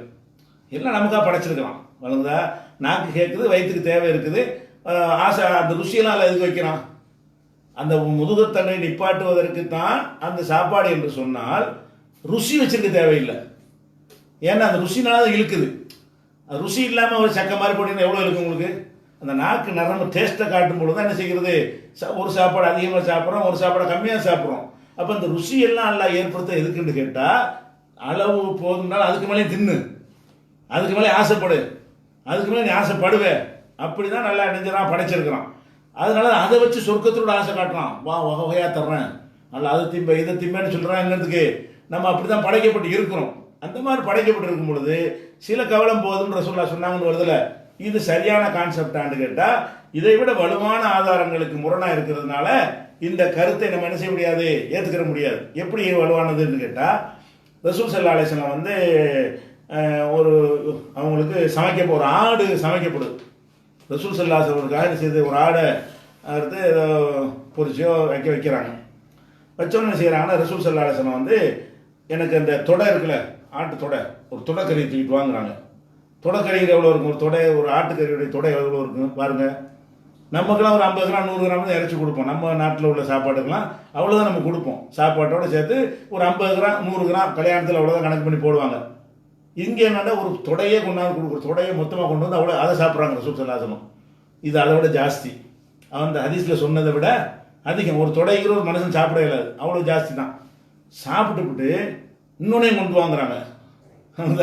அந்த ஒரு தொடை சாப்பிட்டு அதையும் சாப்பிட்றாங்க ரசூல் ஸல்லல்லாஹு அலைஹி வஸல்லம். அதுன்னு சொல்லி அந்த இன்னொரு தொடை, ஒரு ஆட்டுடைய தொடையெல்லாம் அது அதிகம் இறைச்சிருக்குங்க. மற்ற இடத்துலாம் இறைச்சி ஜாஸ்தியாக இருக்காது. அந்த தொடைங்கிற பகுதி இருக்குது, அதில் தான் அதிகமான இறைச்சி இருக்கும். அப்போ அதை சாப்பிட்டு முடிச்சு விட்டு இன்னொரு தொடையும் கொண்டு வான்னு கேட்குறாங்க. அதையும் சாப்பிட்றாங்க. ரசூலுல்லாஹ் என்ன செய்கிறாங்க, இன்னொன்னையும் கொண்டு வாங்குறாங்க. அப்போ அவர் சொல்கிறார், ஒரு ஆட்டுக்கு 2 தானே ரசூலுல்லாஹ் இருக்கு, நீ தொடை 2 தானே இருக்குது, நீ நிறைய கேட்குறீங்களா, 3 எப்படி இருக்குது அப்படின்னு கேட்குறாங்க. அப்போ ரசூலுல்லாஹ் சொல்கிறாங்க, நீ வந்து போய் தேடி இருந்தால் நீ உனக்கு கிடைச்சிருக்கு, நான் சொன்னேன்ல, ரசூலுல்லாஹ் சொன்னால் இருக்கும், நீ போயிருந்தீங்கன்னா நீ அடைந்திருப்பாய் அப்படின்னு சொல்லி அதை முடிச்சிடுறாங்க. அதில் பிரச்சனை. இது ஒரு அற்புதங்கிற ஒரு வகையில் சொன்னது, அது நம்பிக்கை சார்ந்தது. ஆனால் இதில் கவனிக்கிற விஷயம் என்னன்னு கேட்டால், ஒரு ஆட்டினுடைய 2 தொடை கறியை ரசூலுல்லாஹ் சாப்பிட்டாங்களே, இது இன்னைக்கு உலகத்தில் யார்கிட்ட கேட்டாலும் இது கம்மிமாங்களா கூடமாங்களா? உலகத்தில் யார்கிட்ட போய் கேட்டாலும் இது ரொம்ப அளவுக்கு அதிகமான சாப்பாடு தானே சொல்லுவாங்க. இன்னொன்னையும் கேட்குறாங்களே, கொடுத்தா சாப்பிட்டு தானே இருப்பாங்க. 2 சாப்பிட்டுட்டு இன்னொன்று எடுத்துட்டு வாங்குறாங்க, கொண்டு வந்து கொடுத்துருந்தா 3ஆவதையும் சாப்பிட்ருப்பாங்க. அப்போ இவ்வளவு பெரிய ஒரு அளவாக இருக்குது. இவ்வளோ பெரிய அளவை ரசூலுல்லாஹ் சாப்பிட்றாங்க. இது முஸ்னத் அஹ்மதில் வரக்கூடிய ஆதாரப்பூர்வமான ஹதீஸ். அப்போ ரொம்ப சாப்பிடக்கூடாதுங்கிறது தான் அந்த ஹதீஸில் உள்ள அந்த அர்த்தம். அது இருக்குமையானால் இந்த மாதிரி விஷயங்கள் ரசூலுல்லாஹ் தான் முதல் முன்மாதிரியாக இருப்பாங்க. இந்த மாதிரி சாப்பிட்றது கொள்றதுல அறிவுரை சொன்னாங்கன்னு சொன்னால் முதலில் கடைப்பிடிக்கக்கூடியவர்கள் அவங்க தான் இருப்பாங்க. அவங்க நம்மளுக்கு போய் 2-3 கவலைங்கன்னு சொல்லிட்டு ஆட்டை அறுத்து வச்சவொன்னே கொண்டு வா, அதையும் கொண்டு வா, இதையும் கொண்டு வா, இன்னொன்று கொண்டு வான்னு கேட்குறதா இருந்தால், அப்போ நம்ம நஃப்ஸ் கேட்குது, நாக்கு கேட்குது, ஹலால் தான், அதுதான் படைச்சிருக்கான்ல, குழு வசனம் உண்டு, அதை நம்ம கற்றுத்தருவதற்கு தான் செஞ்சுருக்காங்களே தவிர இதில் பாடம் இருக்கா இல்லையா? அப்போ இதுக்கு மாற்றமாக எப்படி அந்த ஒரு அறிவுரை அவங்க சொல்லியிருப்பாங்கன்னு நம்ம சிந்திக்கணும். அதே மாதிரி ரசூல் ஸல்லல்லாஹு அலைஹி வஸல்லம் அவங்களுக்கு வந்து சரியான பசி, வெளியே வர்றாங்க. வெளியே வரும்பொழுது அபூபக்கர் நிற்கிற, என்னப்பா இங்கே நிற்கிற, பசிங்கிறாரு. எனக்கும் பசி தான். 2 பேரும் போகிறோம். உமர் வர்றாரு, நீ எதுக்கு பார்க்க நிற்கிற, பசிக்குது, ஏதாவது கிடைக்குமான்னு தேடிக்கிட்டு இருக்கிறேன், அப்படி வேலைக்கோ ஏதோ ஒன்று தேடிக்கிட்டு இருக்கிறார். அப்போ என்ன செய்கிறாங்கன்னா, ஒரு சஹாபி வந்து தோட்டந்தரோடு இருக்கிறார். அவர் ஏற்கனவே சொல்லியிருக்கார் ரசூலுல்லாஹ்ட்ட வந்து, நீங்கள் பெரிய இருந்தால் நம்ம வீட்டில் சாப்பிட்டு போங்கன்னு சொல்லியிருக்காரு. அதை வச்சு என்ன செய்கிறாங்க, வாங்க அங்கே போயிட்டு வருவோம், ஒருத்தர் சாப்பிட கூப்பிட்டுருக்காருன்னு சொல்லிட்டு அவரை தேடி போகிறாங்க அந்த வீட்டுக்கு. போனால் வீட்டில் அவரை காணோம். இல்லைன்னு என்ன செய்கிறாங்க, வந்தவுடனே ஒரு ரசூலுல்லாஹ் வந்துட்டாங்க, வேகமாக என்ன செய்கிறார், கூப்பிட விட்றாங்க. வர்றாரு. வந்தோடனே இருங்கன்னு சொல்லிட்டு பேரிச்சம்பழம், அதில் செங்காய், கனிஞ்சு போனது, காஞ்சி போனதுன்னு பல வகையை கொண்டாந்து முன்னாடி வைக்கிறார். பேரிச்சம்பழத்தை எல்லாரும் சாப்பிட்றாங்க. பார்த்து என்ன செய்கிறாருன்னா, கத்தி எடுக்கிறாரு. கத்தி எதுக்கு, ஆட்டை இருக்கிறதுக்காக வேண்டி கத்தி எடுத்து ரசூலுல்லாஹ் வழங்கிட்டாங்க. ஒரு நமக்கு ஆட்டை இருக்க போகிறாரு, ரசூலுல்லாஹ் வந்துட்டாங்கன்னு சொல்லி ஒரு ஆடை இருக்க போகிறாருன்னு சொல்லி அவங்க நினைக்கிறாங்க. நினச்சிட்டு சொல்கிறாங்க, ஈயாக்க ஒரு ஹலூப், நல்ல பால் கறக்கிற ஆட்டை கூட அறுத்துப்படாதப்பா, அதில் உங்களுக்கு லாபம் இருக்குது, அது இல்லாத ஒரு ஆட்டரு அப்படின்னு சொல்லி ஈயாக்க ஒரு ஹலூப், நல்லா பால் கறக்கிற ஆட்டை அறுக்காம. ஏன்னா ஆட்டுலேருந்து பால் கறந்து யூஸ் பண்ணுவாங்க. நம்ம நாடு ஆடு மாதிரி கிடையாது. நம்ம மாட்டுப்பாலை எப்படி வந்து கறந்து டீ போடுறதெல்லாம் பயன்படுத்துகிறோமோ அந்த மாதிரி அங்கே உள்ள ஆடுகள்லாம் பெருசாக நிறைய பால் கறக்கக்கூடியதாக இருக்கும். அப்போ ஆடு பெரிய ஆடை தான் இருக்கும். அப்போ அந்த மாதிரியான ஒரு ஆடாக இருக்கிறனால பால் கறக்கிற ஆட்டை விட்டுவிட்டு பால் கறக்காத ஆட்டை எடுத்துட்டு அறுத்துக்க அவர் கத்தி எடுத்தவொன்னே அவங்க கொடுக்குறாங்க. அவருக்கு அறுத்துட்டு வர்றாரு. வந்து ஒரு ஆட்டை அப்படியே சாப்பிட்றாங்க எல்லாரும். வணங்குதா ஒரு முதல்ல பேரிச்சம்பழத்துக்கு கூட சாப்பிட்டு முடிச்சு விட்டு அப்புறம் அந்த ஆட்டையும் சாப்பிட்டு பிடிச்சிடுறாங்களா. வயிறு நிறைஞ்சி அப்படியே பிரம்மான் சமியூ வயிறு முழுசாக நிறைந்து முழுசாக தாகமெல்லாம் தீர்ந்தவுடனே அபூபக்கர் ரசூலுல்லாஹ் சொல்றாங்க, ஒல்லதி நஃப்ஸி பியதிஹி ல துஸ்அலுன்ன அன் ஹாதல் நயீம் யௌமுல் கியாமா. கியாமத்து நாளையில இந்த பாக்கியத்திற்கும் கேள்வி இருக்குது. ஒழுங்கா செஞ்சியாண்டு உங்களுக்கு பாக்கியம் தந்தன நன்றி செலுத்தினியா வணக்கம் தெரிவிச்சா நல்லா கேட்பான்றாங்க. அப்போ இதில் என்ன வணங்குதுன்னு கேட்டால் எல்லாம் வந்து உங்களை பசியோடு வைத்து விட்டு இந்த அளவுக்கு வயிறை நிறைச்சி உங்களை அனுப்பிட்டான்னு காட்டுறாங்க. அப்போ ஒரு பேரிச்சம்பழம் 3 பேரும் சேர்ந்து ஒரு பேரிச்சம்பழ குழிகளை சாப்பிட்டு முடிச்சு விட்டு அப்புறம் ஒரு ஆட்டையும் 3 பேரும் சேர்ந்து நினைச்சிருக்காங்க. 3 பேரும் அவங்க கொடுத்து 2 பேர் சாப்பிட்டுருப்பாங்க. அது வயிறு நிறையும் அளவுக்கு சாப்பிட்டாருன்னு வருது. முஸ்லீமில் வரக்கூடிய ஹதீஸ் இது. அப்போ வயிறு நிறையும் அளவுக்கு இவர் சொல்ல சாப்பிட்டாங்க. நமக்கு 2-3 கவலம் போது ஏப்பப்பட்ட ஆட்டப்பட்ட இருக்கிற அந்த பேரிச்சம்பழம் முடிஞ்சு போச்சு. அந்த கணக்கு வந்துருச்சு. இந்த பேரிச்சம்பழத்தை கொண்டாந்து வச்சாங்களே அதிலே முதுகுத்தண்டையை நிப்பாற்ற உயிர் பிழைக்கிற அளவுக்கு போதுமானது இருக்கு தானே செய்யுது. இது பேரிச்சம்பழம் 30 வச்சிருப்போம் அப்படின்னு சொல்லியிருப்பாங்க. பேரிச்சம்பழத்தையும் சாப்பிட்டுட்டு பேரிச்சம்பழம் வந்து அது ஆடு அறுத்துட்டு வர வரைக்கும் உள்ள அந்த டயத்தில் வந்து என்ன செய்யணும் அமீனாக்கிடக்கூடாது. அதையும் சாப்பிட்றதுக்கு அது மாதிரி லேட் ஆகும்ல. பசியாக வந்திருக்கிறாங்க. உடனடி பசிக்காக வேண்டி பேரிச்சம்பழம் அப்புறம் சுவையா சாப்பிட்றதுக்காக வேண்டி இறைச்சிங்கிறாங்க. இப்போ ரசூலுல்லாஹ்வுடைய வாழ்க்கையில் இந்த மாதிரி சாப்பிட்ருக்குறாங்களே இது வந்து குற்றமாக இப்படி பாவமாகவும் ஹராம இப்படி ஆகும். அதிகம் சாப்பிடுறது ஹராமுன்னா இப்போ ஹராமா ரசூலுல்லாஹ் செஞ்சாங்கன்னு ஆயிருமே. அப்போ இது வந்து அந்த வாதம் வந்து சரியில்லை. அது ஒன்று. அதுக்கப்புறம் நமக்கு இப்ராஹிம் அலைஹிஸ்ஸலாத்தை வந்து எல்லாம் ஒரு முன்மாதிரியாக நமக்கு சொல்கிறான். அவங்கள தான் பின்பற்றணுங்கிறான். இப்ராஹிம் அலைஹிஸ்ஸலாத்தை வந்து மலக்குகள் வர்றாங்க எதுக்கு லூத் நபி சமுதாயத்தை அழிக்கிறதுக்கு. அப்போ இவரை சந்திச்சுட்டு போகிறாங்க. மலக்குன்னு இவருக்கு தெரியலன்னு என்ன செய்கிறாரு. வந்தவொடனே அவருடைய வழக்கம் என்னென்னா விருந்து உபசாரம் செய்வதில் அவர் ரொம்ப முதலிடத்தில் இருக்கக்கூடிய ஒரு ஆள் இப்ராஹிம் நபி.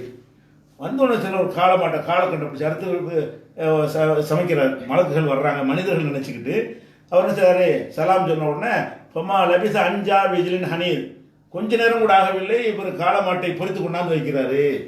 அப்போ ஒரு காளமாட்டை பொறிச்சு கொண்டாந்து யாருக்கு வைக்கிறாரு. அப்போ ஒரு விருந்தாளிகள் வந்தாங்கன்னா ஒரு மாட்டையே அறுத்து என்ன செய்யலாம் அவங்களுக்கு விருந்து கொடுக்கலாம்ங்கிறது அவருடைய கான்செப்ட் வழிகாட்டுதலாக இருக்கிறது. இவங்க மனுஷன் நினச்சிக்கிட்டு உடனே கொடுக்குறாரு. அவங்க சாப்பிடலை. மலக்குன்னு பின்னாடி தெரிஞ்சுக்கிட்டாரு. அப்போ இப்படிலாம் என் உபசரிக்கணும் வந்தாங்கன்னு சொன்னால் 2 பேரிச்சம்பழத்தை கொடுத்து போதும் சாப்பிடுங்க அப்படி சொல்ல வேண்டியதானே. இவ்வளோ பெரிய ரிஸ்க் எடுக்க தேவையில்லையே. இது வந்து குர்ஆனில் 11:69 இருக்கிறது. இதே கருத்து வந்து 51:26 வசனத்திலையும் இருக்கிறது. அப்போ இப்ராஹிம் அலைஹிஸ்ஸலாம் அவர்கள் இந்த ஒரு விருந்தாளிகள் வந்தார்கள் என்று சொன்ன உடனே மலக்குகளாக இருந்தாலும் மனிதர்கள் நினச்சிக்கிட்டு தான் அவர் இருக்கிறாரு. அப்படி வந்த உடனே ஒரு மாட்டையை அறுத்து கொண்டாந்து என்ன செய்கிறாங்க அவங்களுக்கு அவனை பிரித்து கொண்டாந்து வைக்கிறாங்கன்னு சொன்னால் இந்த சாப்பிட்றதுக்கு மார்க்கம் லிமிட்டு கட்டவெல்லாம் கிடையாது. நல்லா சாப்பிட வேண்டியதான் வழங்குதா. இன்னும் சொல்லப்போனால் நல்லா என்ன செய்கிறான்னு கேட்டால் யாய் உள்ளது நாமனும் நம்பிக்கை கொண்டவர்களே குழுவின் தைபாத்திமா ரசக்கிடாக்கும் நாம் ரிசுக்களித்திருப்பதில் தூய்மையானவற்றை உண்ணுங்கள். ஒஸ்கூர் இல்லா அல்லாவுக்கு நன்றி செலுத்துங்க. திண்டா தான் நன்றி செலுத்தேன். நல்லா சாப்பிட்டு செய்யணும் அல்ஹம்துலில்லாஹ் நன்றி செலுத்தேன். ஒஸ்கூர் இல்லா இன்கும் துமியாக தாவதும் நீங்கள் அவனையே வணங்குறலா இருந்தால் நீங்கள் அவனுக்கு நன்றி செலுத்துங்க அப்படின்னு நல்லா என்ன செய்கிறான்னா நீங்கள் மனிதர்களுக்கு தான் சாப்பிடத்தான் செய்வோம். எல்லாம் சொன்னால் தான் சாப்பிடணுமா? நம்ம அல்லாஹ் உத்தரவுப்பட சாப்பிட தானே செய்வோம். அல்லாஹ் வந்து அதை நமக்கு அனுமதிக்கிறான். அது அந்த மாதிரி கண்டிஷன்லாம் இல்லைன்னு காட்டுவதற்கு தான் அதை சொல்கிறான். நம்பிக்கை கொண்ட மக்களே அல்லாஹ்வாகிய நம்ம ரிஸ்க் அளித்தவற்றிலிருந்து தூய்மையானவற்றை ஹலாலானவற்றை நீ என்ன செய்யுங்க நல்லா சாப்பிடுங்க அப்படின்னு சொல்லிட்டு நீ அதில் தான் 4 விஷயத்தை ஹராமுங்கிறான்ல.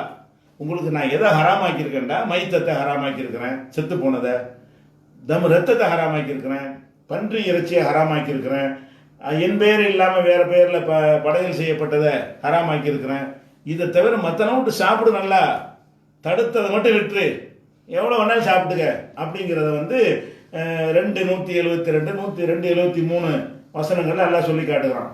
அப்போ இதில் என்ன வழங்குதுன்னு கேட்டால் சாப்பிடுவதற்கு வந்து ஒரு இவ்வளோதான் சாப்பிடணும் அப்படிங்கிற லிமிட்லாம் கிடையாது. நிறைய சாப்பிட்ருக்காங்க நபிமார்கள். நமக்கு ஒரு நாள் செய்யலாம் சாப்பிடணும் தேவையான நப்சு விரும்புது இதுதான் சாப்பிட்டுக்கிற வேண்டியதான்.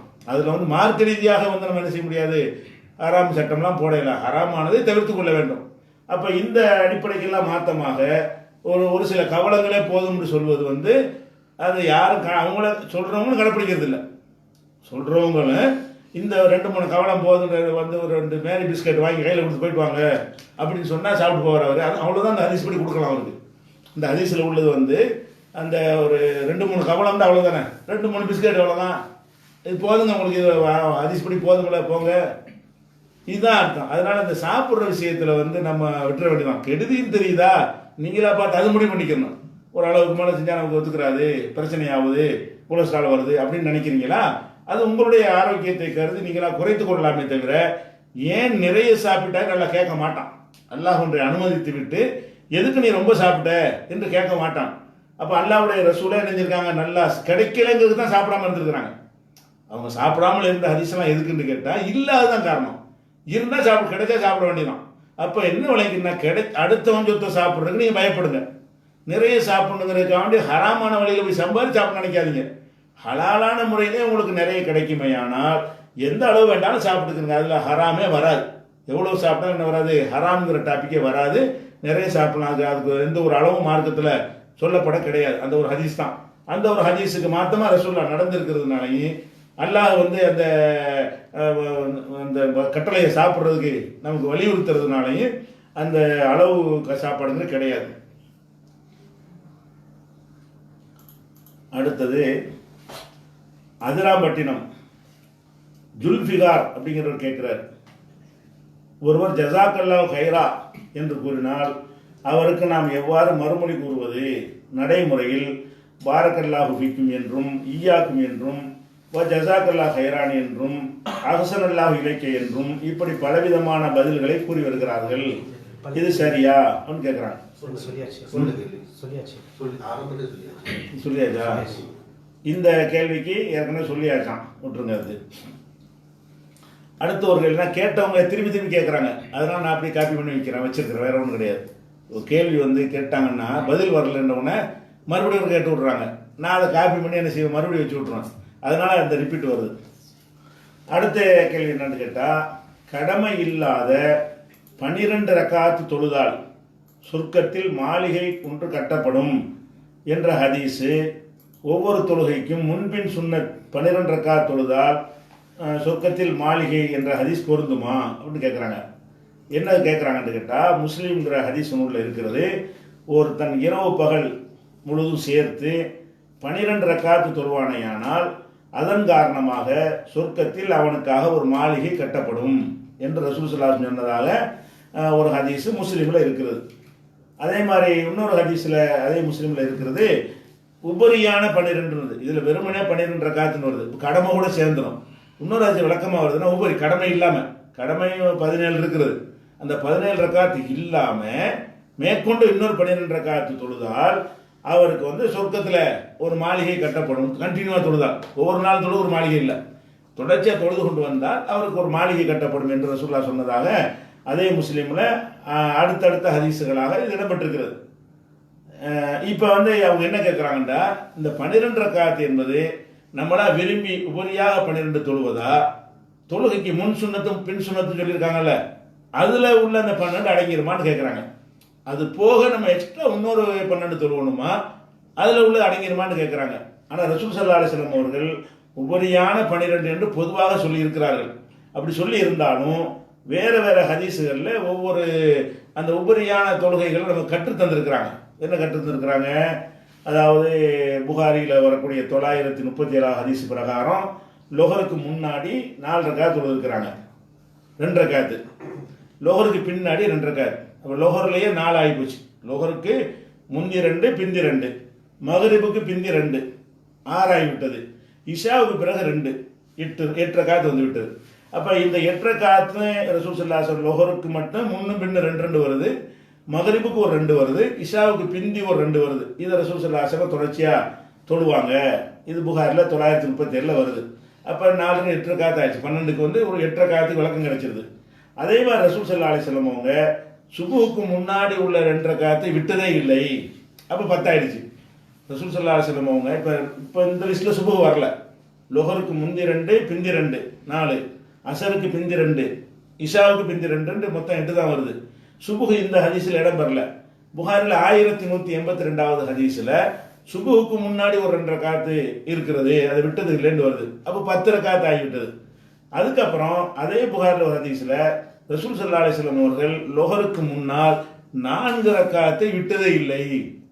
லொஹருக்கு முன்னாடி 2 ரக்காத் என்று இந்த ஹதீஸ்ல வருது. இன்னொரு ஹதீஸ்ல வருது லொஹருக்கு முன்னாடி 4 ரக்காத்தை தொழுவாங்க, அது விட்டதே இல்லைன்னு வருது. ஒரு தடவை தொழுது இல்லை, இது எப்பவும் தொழுது. ஒரு தடவை தொழுதாரு இந்த வாசகம் சொல்ல மாட்டாங்க, லா எதவு விடவே மாட்டாங்க. அப்ப லொஹருக்கு முன்னாடி 2 அந்த ஹதீஸ் வச்சுல, அதை விட லொஹருக்கு முன்னாடி 4 வருதுல, அதான் வெயிட். அதுல என்ன வாசகம் வருதுன்னா விட்டதே கிடையாது, எப்ப பார்த்தாலும் 4 தான் தொழுவாங்கிறது. பல தடவை பார்த்தா இது சொல்ல முடியும். ஒரு தடவை பார்த்து விட்டதுன்னு சொல்ல மாட்டாங்க. அது ஒரு தடவை பார்த்தா அப்படி சொல்லியிருப்பாரு. 2 தடவை லொஹர் தொழுதாங்கன்னு ஒரே ஒரு நேரம் நடந்திருக்கலாம். அதுல ஒரே ஒரு தடவை நடந்த மாதிரியான அர்த்தம் தான் அதுல வைக்க முடியும். இதுல என்ன வைக்க முடியும்னு கேட்டா, சுபுவுக்கு முன்னாடி உள்ள 2 ரக்காத்தை ரசூலுல்லாஹ் விட்டதே இல்லை, லொஹருக்கு முன்னாடி உள்ள 4 ரக்காத்தையும் விட்டதே கிடையாதுன்னா ஒரு நாள் விடாம தொழுதுருக்கிறாங்க. அது ஏதோ ஒரு நாள் போய் சொல்ல மாட்டார். அவரும் 2 ரக்காத்துன்னு சொல்லக்கூடியவரும் பார்த்தான் சொல்லுவார். அவர் ஒரு தடவை பார்க்கும்போது தொழுதுருப்பாங்கன்னு வச்சுக்கலாமே தவிர இது 4ங்கிறது தான் கரெக்ட், இதுதான் விட்டதே இல்லைன்னு வருது. அப்படி பார்த்தீங்கன்னா அந்த 12 முடியாந்துருது. லொஹருக்கு முன்னாடி 2ங்கிறதுக்கு பதிலாக சுபுவுக்கு முன்னாடி 2 வச்சுக்கிறங்க. 2 லொஹரை பொறுத்த வரைக்கும் அதுக்கு 6 வந்துடுது. முன்னாடி 4 பின்னாடி 2 8 வந்துடுது. இஷாவுக்கு பின்னாடி ஒரு 2, அசருக்கு பின்னாடி ஒரு 2, மகரிப் பின்னாடி 2. அப்போ 12 ரக்காத் வெளியே போச்சு.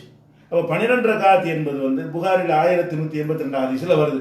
இந்த சுன்னத்தை ஒருத்தன் செஞ்சாலும் இது அந்த 12 ரக்காத் தொழுதாங்கிற கணக்கில் வந்துடுது. அல்லது நீங்க இது அது இல்லாம தான் தொழுவும் நினைத்தீர்களே, ஆனால் அப்படி ஒருத்தர் புரிந்து கொள்ளலாம். உபரியா தொழுவு சொல்லியிருக்கிறாங்க, அவங்க காட்டி தந்தது இல்லாம இன்னும் 12 தொழுவுமே அப்படின்னு ஒருத்தர் விருப்பமான ஒரு நேரத்தை ஒதுக்கி ஒரு 12 ரக்காத் தொழுகிறாருன்னு வைங்க. இரவுலையோ பகல்ல எப்பவும் தொழுவலாம். சுன்னத்தான நஃபில் எப்பவும் தொழுவலாம். ஒருத்தர் காலை நேரத்தில் இருந்து ஒரு 12 ரக்காத் தொழுகிறாரா, அது தப்பு இல்லை, அப்படி புரிஞ்சு கொண்டாரே. ஆனால் இந்த நஃபில் இந்த சுன்னத்து இல்லாமல் நம்ம கூடுதலா 12 தொழுவோம் அப்படின்னு புரிந்து கொண்டார்களே, ஆனால் அதை நம்ம மறக்க முடியாது. இல்லை இந்த 12 தான் இதில் வந்துருச்சே, இதுவும் புரியுதானே, கடமை இல்லை தானே அப்படின்னு நினைத்து கொண்டாரே, ஆனால் அதுவே போதுமானது தான். 2 விதமாக அதை புரிந்து கொள்வதற்கு இடம் இருக்குது. சுன்னத்தான தொழுகைகளுடைய விவரத்திற்கு தனியாக ஒரு ஆன்லைன் PJ.netல ஆதாரத்தோட ஆர்டிக்கல் போட்டிருக்கிறோம். எல்லா சுன்னத்தான தொழுகையுடைய பட்டியல் அதில் இருக்கும். அது இன்ஷா அல்லாஹ் அவங்களுக்கு அதை போட்டுருவோம் நாளைக்கு. அடுத்த ஒரு முக்கியமான கேள்வி கேட்டிருக்கிறாங்க, கஞ்சா இலை மருந்துக்காக சாப்பிடுவது ஹராமா ஹலாலா? மன்சூர் சுவாமிமலை என்பவர் கேட்கிறார். இதே கருத்தில் இப்ராஹிம் மதனாபட்டினம் அவர் கேட்கிறாரு, புகாரி 2855, முஸ்லீம் 1671, அந்த ஹதீஸ் சரியான ஹதீஸ் தானா? ஒட்டகத்தின் பால் கேன்சருக்கு நிவாரணம் தருவதாக சொன்னாங்க, உண்மை என்று எடுத்துக்கொள்ளலாமா அப்படின்னு கேட்குறாங்க. இது எல்லாத்துக்கும் ஒரு பதிலாக இருக்கனால அதே மாதிரி அந்த மருத்துவம் சம்மந்தப்பட்டு வர்றதுனால எல்லாத்தையும் இணைச்சிக்கிடுவோம். அடுத்து ஒரு கேள்வி கேட்குறாங்க, 3வது கேள்வி விவரால் தான். புற்றுநோய்க்குரிய மருந்தாக கற்றாழையுடன் தேன் பிராந்தி கலந்து பாவிக்குமாறு ஒரு மருத்துவ குறிப்பை காண முடிகிறது. அவ்வாறு பிராந்தி கலந்து பாவிப்பது தொடர்பில் மார்க்க நிலைப்பாடு என்ன? இப்படி ஒரு கேள்வி. இன்னொரு கேள்வி கேட்டிருக்கிறாங்க. அவ்வளோ 3 தான். அப்போ இந்த அதாவது மருந்துங்கிற வகையில் எல்லாமே வருது. ஒன்று மருந்து கஞ்சா இலை ஹலாம்னு அவருக்கு தெரிகிறது. அவர் என்ன கேட்குறாருன்னா, மருந்துக்காக கஞ்சா இலையை சாப்பிடலாமா, ஒரு மருந்து ஏற்படும் என்பதற்காக வேண்டி கஞ்சா சாப்பிடலாமான்னு ஒருத்தர் கேட்குறாரு. இன்னொருத்தர் என்ன செய்கிறாருன்னா, ஒட்டகத்தினுடைய சிறுநீரில் அதில் கேன்சருக்கு நிவாரணம் இருக்குன்னு சொல்கிறாங்களே, ஒட்டகத்தினுடைய சிறுநீரை கேன்சருக்காக வேண்டி குடிக்கலாமா, அது மருத்துவம் தான், மருத்துவத்துக்கு இந்த மாதிரியான பொருள்களை பயன்படுத்தலாமான்னு கேட்குறாங்க. அப்போ புற்றுநோய்க்கு மருந்தாக, அதுவும் கேன்சர் தான், கேன்சருக்கு மருந்தாக கற்றாழை தேன் பிராந்திங்கிற மதுபானம். அப்போ கற்றாழை தேனோட சேர்த்து மதுபானத்தையும் கலந்து அதை ஒரு தயாரித்து கொடுத்தா அதை கேன்சர் போயிடும் ஒரு மருத்துவ குறிப்பு இருக்குதான். இப்படி நம்ம செஞ்சுக்கலாமா அப்படின்னு கேட்குறாங்க. இதை பொறுத்த வரைக்கும் என்ன விளங்கிக்கணும்னு கேட்டால், மார்க்கத்தில் மருத்துவத்திற்கு தனியான விதிவிலக்கு இருக்குது. சாதாரண உணவு முறையில் உள்ளதுக்கும் மருத்துவத்திற்கும் ஒரே சட்டம் கிடையாது. மருத்துவம்னு சொன்னாலேயே அதில் தடை செய்யப்பட்டதை கொண்டு நமக்கு நிவாரணம் கிடைக்கும் என்று சொன்னால் அது மார்க்கம் தடுக்காது, மார்க்கம் அனுமதிக்கு தான் செய்யும். சில வேளை உணவு கிடைக்கல என்பதற்காக கூட செத்து போனதை சாப்பிட சொல்கிற இறைவன் ஒரு நோயில் நிவாரணம் வரும்னு சொன்னால் அப்போ நம்ம அதை பயன்படுத்துகிற கண்டிப்பாக இறைவன் தடுக்க மாட்டான். அப்போ இதில் அதுக்கு எதிராக ஒரே ஒரு ஹதீஸ் இருக்குது. என்ன ஹதீஸ் இருக்குன்னு கேட்டால், ஒருத்தர் வந்து கேட்குறார் ரசூலுல்லாஹ்ட்ட, அதாவது மதுபானத்தை வந்து நான் வந்து பயன்படுத்தலாமா அப்படின்னு கேட்குறாரு. அப்போ ரசூலுல்லாஹ் என்ன செய்கிறாங்கன்னு கேட்டால் கூடாது அப்படிங்கிறாங்க. அவர் என்ன செய்கிறார், இன்னமா அசுனவுகாலி தவாய், நான் மருந்துக்கு தான் அதை குடிக்கிறேன், மதுபானத்தை மருந்து குடிக்கலாமா, ஏதோ மதுபானத்தை குடித்தா வயிற்று வலி போயிருந்தா சொல்லிடுவோம்ல இருக்கு, அதுக்காக நான் வந்து குடிக்கலாமான்னு கேட்கும் பொழுது, இன்னவோ லைசபி தாயின் தவாயின், அது மருந்து கிடையாது, உலாக்கின்னு தாவும், அது நோய் தான். நீ மதுபானத்தை நீ வந்து மருந்தாக யூஸ் பண்ணலாமான்னு கேட்குற, மதுபானங்கிறது நோய், அதில் எப்படி நிவாரணம் இருக்கு, அது நிவாரணம் இல்லை அப்படின்னு சொல்லிட்டாங்க. இந்த ஹதீஸை வைத்துக்கொண்டு மருந்துக்கு கூட மதுபானத்தை பயன்படுத்தக்கூடாதுன்ற கருத்து இதில் எடுக்கலாம். இந்த ஹதீஸை வைத்துக்கொண்டு மருந்தாக இருந்தால் கூட வந்து நம்ம எடுக்கக்கூடாது வரலாம், ஏன்னா அவர் தான் கேட்குறாரு. சரி, ஆனால் இது அடிப்படை என்ன விளைக்கணும்னு கேட்டால், மதுபானத்தையும் இன்னொன்றையும் கலந்து ஒரு மருந்தாக தயாரிக்கிறதுங்கிறது ஒன்று, மதுபானத்தையே மருந்து என்று சாப்பிடுவது ஒன்று, ரெண்டுக்கு வித்தியாசம் இருக்கிறது. இதில் ரசூலுல்லாஹ் என்ன செய்கிறாங்கன்னா, மதுபானம் என்று சொல்வது ஒரு மருந்து கிடையாது. அந்த மதுபானத்தை நீ சாப்பிட்டீங்கன்னு சொன்னால் அது நோய் தானே தவிர அதுவே நிவாரணம் தரும் என்பது கிடையாது அப்படின்னு தான் அந்த ஹதீஸில் சொல்கிறது. மதுபானம் என்பதே நோய் தானே தவிர மதுபானம் மருந்து இல்லை அப்படிங்கிறாங்க. ஆனால் எதுவுமே மருந்து இல்லாட்டாலும், மருந்து என்று சொன்னாலே சில கலவைகள் அது மருந்தாய்க்கிறோம். ஒரு பொருள் மருந்தா இல்லாட்டா கூட, இப்போ சொல்கிறாங்க தேனோட கற்றாழையை கலக்க சொல்கிறாங்க, அது ரெண்டையும் கலக்கும் போது என்ன செய்யும், வேற ஒரு இதை உருவாகி அது மருத்துவ குணம் தரக்கூடியதாக மாறி விடுகிறது. இப்படி சில பொருள்களை கலக்கக்கூடிய நேரத்தில் மருந்தா மாறுவது, அது கூடுமான்னு நம்ம என்ன செய்யணும் யோசிச்சு பார்க்கணும். இந்த ஹதீஸை வச்சுக்கிட்டு மதுவை அடிப்படையாக சொல்லக்கூடாது. இப்போ அடிப்படை என்னன்னு கேட்டால், ரசூல் ஸல்லல்லாஹு அலைஹி வஸல்லம் காலத்தில் வந்து கேட்குறாங்க, அல்லாஹ்வுடைய தூதரே, நாங்கள் எங்கள் ஊரில் இருக்கிறோம், எங்களுக்கு பெரிய பசி பஞ்சம் ஏற்பட்டுருச்சு, எப்போ வந்து மையத்து வந்து ஹராமா ஹலாலாகும், மையத்துனா தானா செத்துது, தானா செத்து போன பிராணிகள் வந்து எப்போ எங்களுக்கு ஹலாலாகும். அப்போ ரசூலுல்லாஹ் என்ன செய்கிறாங்கன்னு கேட்டால், காலை உணவு உங்களுக்கு கிடைக்காவிட்டால், மாலை உணவு உங்களுக்கு கிடைக்காவிட்டால், அப்போ நீங்கள் தாராளமாக சாப்பிட்டுக்கிறங்க அப்படின்னு சொல்கிறாங்க. அப்போ காலை உணவு மாலை உணவு ஒரு நாள் உணவு கிடைக்கலன்னு சொன்னால் நீங்கள் சாப்பிட்டு கொள்ளலாம்னு ரசூல் ஸல்லல்லாஹு அலைஹி வஸல்லம் அவருக்கு அனுமதி கொடுக்குறாங்க. முஸ்னத் அஹ்மதுல இன்னும் பல நூல்களில் இருக்கு இந்த ஹதீஸ். அப்போ உணவு கிடைக்கல என்பதற்காக வேண்டி இதை மார்க்க அனுமதிக்க ஹராம் தான். அது ஹராமான ஒரு பொருள் ஒரு பசியை தீர்ப்பதற்காக வேண்டி பயன்படும் என்று சொன்னால், நிர்பந்தத்திற்கு ஆளாவுதல் என்பதில் மருத்துவம் வருமா வராதா? கண்டிப்பாக வரும். இப்போ உதாரணத்துக்கு எடுத்துக்கிட்டால், மருத்துவமே எடுத்துக்கிட்டீங்கன்னா எல்லாமே மார்க்கம் தடுத்ததாக தான் இருக்கும். ஒரு கட்டி இருக்கு, ஆப்ரேஷன் பண்ணுறான், ஆப்ரேஷன் பார்க்காம கத்தி வச்சு ஒருத்தர் வெட்டலாமான்னு என்ன சொல்லுவோம், ஒரு கத்தியை வைத்து கை கிழிக்கலாமான்னா கூடாது தான். கத்தியை சும்மா கிழிக்கக்கூடாது, ஒரு கட்டியை நீக்குவதற்கு கிழிக்கலாமான்னா அது கூடுமாறுது. அப்போ ஒரு மனிதனை வேதனைப்படுத்துறது கூடுமான்னா கூடாது தான். ஆப்ரேஷன் பண்ணுவதுங்கிற வேதனை தானே, சும்மா இருக்கிற அளவு அடுத்தவன வேதனை, ரத்தம் வருதா இல்லையா, வலிக்கிறானா இல்லையா, ஊசி போட்டு தானே அதை மரக்கடிக்க செய்கிறோம் அப்படின்னு பார்த்தீங்கன்னா, அப்போ அவனை வேதனைப்படுத்துகிற, அறுக்கிறது, பொருளை டேமேஜ் பண்ணுறது இதெல்லாம் கூடாது தான். அதை விட ஒரு முக்கியமான ஒரு நோயை தீர்ப்பதற்கு அது உதவும் என்று இருந்தால், அப்போ அதை நம்ம ஆப்ரேஷனை சரின்னு சொல்லுவோமா தப்புன்னு சொல்லுவோமா? எப்படி நீ அறுக்கலாம் ஒருத்தனை அப்படின்னு கேட்பதா, எதுக்கு அறுக்கிறான்னு கேட்பதா? மருத்துவம்னு வரக்கூடிய நேரத்தில் வந்து இப்படியான எல்லா ஊசினால் குத்துறது நல்லதா? அது ஊசியை கொண்டு ஒருத்தனை குத்துறது, வந்து தோளில் ஓட்ட போடுறது நல்லதா? அது வலிக்க தான் செய்யுது. அப்போ ஊசியால் குத்துறதுங்கிறது மருத்துவம் இல்லாத முறையில் கேட்டால் கூடாதுன்றோம். ஒரு ஊசி எடுத்து ஒருத்தன் கையில் குத்தலாமான்னா கூடாதும்போம். மருத்துவத்துக்கு கொடுத்தலாமான்னு கேட்டால் கூடுன்னு சொல்லிடுவோம். ஏன்? அதில் வேற ஒரு நன்மையை நாடு இப்படி செய்கிறோம். மருத்துவம்னு சொன்னாலே அப்படித்தான் எல்லாமே இருக்குது. இது ரத்தமாக ஆப்ரேஷன் பண்ணுறாங்க, ரத்தம் உறையிறதுக்கு விஷத்தை தான் கொடுக்கணும். விஷம் தான் என்ன செய்யும், அந்த ரத்தம் உறைஞ்சி போகாமல் உறைஞ்சி போகணும். அதுபாடு தண்ணி வந்துகிட்டே இருந்துச்சுங்க, ரத்தம் ஆள் செத்து போயிடுவான். ரத்தம் கசிஞ்சு ஓடக்கூடாதுன்னு சொன்னால் அதை நிப்பாட்டுவதற்காக விஷத்திலிருந்து தான் மருந்தை தயாரித்து என்ன செய்கிறாங்க, அதை யூஸ் பண்ணுறாங்க. அப்போ விஷமே நமக்கு மருந்தாகும். விஷங்கிறது பொதுவாக குடிக்கக்கூடாது. ஒரு மருந்துக்கு ஒரு சின்ன அளவில் டோஸ், அந்த சாவுற அளவுக்கு இல்லாமல் சிறிய அளவில் அதை சேர்த்தார்களே, ஆனால் அந்த விஷம் என்றது ஒரு கெட்டதாக இருந்தாலும் மருத்துவம் என்று வரும்போது அதை என்ன செய்கிறோம், நம்ம பயன்படுத்தி கொடுக்குறோம். அந்த மாதிரி அடிப்படையில் பார்த்தோம்னு சொன்னால் இதில் வந்து மருத்துவங்கிறதுக்காக வேண்டி செய்வதற்கு தடை இல்லை. இன்னும் சொல்ல போனால், இப்போ அந்த ஒட்டகத்து விஷயத்துக்கு வருவோம். ஒட்டகத்தினுடைய சிறுநீர்லேருந்து கேன்சருக்கு மருந்து இருக்குதுன்னு சொல்கிறாங்கன்றாங்கல்ல, இந்த கேன்சருக்கு மருந்து இருக்குங்கிறலாம் இப்போ உள்ள இவங்க சொல்கிறது. ஹதீஸில் அதெல்லாம் கிடையாது. ஹதீஸில் என்ன இருக்குன்னு கேட்டால், வெளியூர்லேருந்து ஒருத்தவங்க வர்றாங்க, மதீனாவில் தங்குறாங்க, இஸ்லாத்தில் ஏற்றுக்கொண்டோம்னு நடிச்சுக்கிட்டு அவங்க சொல்கிறாங்க, ரசூலுல்லாஹ் நம்பிடுறாங்க. நம்பின உடனே அவங்களுக்கு அந்த ஊர் ஒத்துக்கிறலன்னு சொன்ன உடனே என்ன செய்கிறாங்க, நீங்கள் வந்து இந்த ஒட்டகத்தினுடைய பாலையும் ஒட்டகத்தினுடைய சிறுநீரையும் குடிக்க, அவங்களுக்கு இந்த வயிற்று பிரச்சனைக்காக வேண்டி அதை குடிக்க சொல்கிறாங்க. அவங்க அதை குடித்தாங்களே இல்லைன்னு தெரியல, குடித்தாங்க, குடித்து குணமடைந்தார்கள் வருது, அதை குடித்தார்கள், குணம் அடைந்தார்கள். குணம் அடைந்த உடனே இருந்த ஆட்டையெல்லாம் ஓட்டிக்கிட்டு ஓடி போயிட்டாங்க. இவர் ஆடு மேய்க்கிறதுக்கு பொறுப்பாளரையும் கொலை பண்ணிட்டாங்க. அப்போ ரசூலுல்லாஹ் விரட்டி பிடிச்சிட்டு வந்து அவங்களுக்கு நினைஞ்சாங்க, தண்டனை கொடுத்தாங்கன்னு வருது. அப்போ அவருக்கு நோய் என்று சொல்லும் பொழுது அவங்களுக்கு வந்து விஷத்தை ரசூலுல்லாஹ் வந்து சிறுநீரை குடிக்கத்தானே சொன்னாங்க என்றதை வைத்துக்கொண்டு சிறுநீரை மருந்தாக யூஸ் பண்ணலாமா அப்படின்னு கேட்குறாங்க. இந்த சிறுநீரை, ஒட்டகத்தின் சிறுநீரை பொறுத்த வரைக்கும் அது புகழ்ந்து ஒரு பெரிய மருத்துவம்னு சொல்கிற அளவுக்கு இஸ்லாம் வந்து வலியுறுத்தவே கிடையாது. அன்றைய பழக்கத்தில் வந்து மருத்துவமாக மக்கள் எதை கருதினார்களோ அதை ரசூலுல்லாஹ் என்ன செய்கிறாங்க சொல்கிறாங்க, இந்த ஒட்டக சிறுநீரை குடித்தா வயிற்றுப்போக்கு போயிடும் அப்படிங்கிறது அந்த மக்களுடைய ஒரு நம்பிக்கையாக இருந்தது. அந்த நம்பிக்கை அடிப்படையில் அவங்க சொன்ன ஒரு தீர்வாகத்தானே இருக்குமே தவிர, ஒட்டகத்தினுடைய சிறுநீரை சாப்பிட்டால் கேன்சர் போய்விடும், அது போய்விடும் என்று சொல்வார்களே. ஆனால் நிஜமாக போகும் என்று இருந்தால் அதை நம்ம ஏற்றுக்கொள்ளலாம்.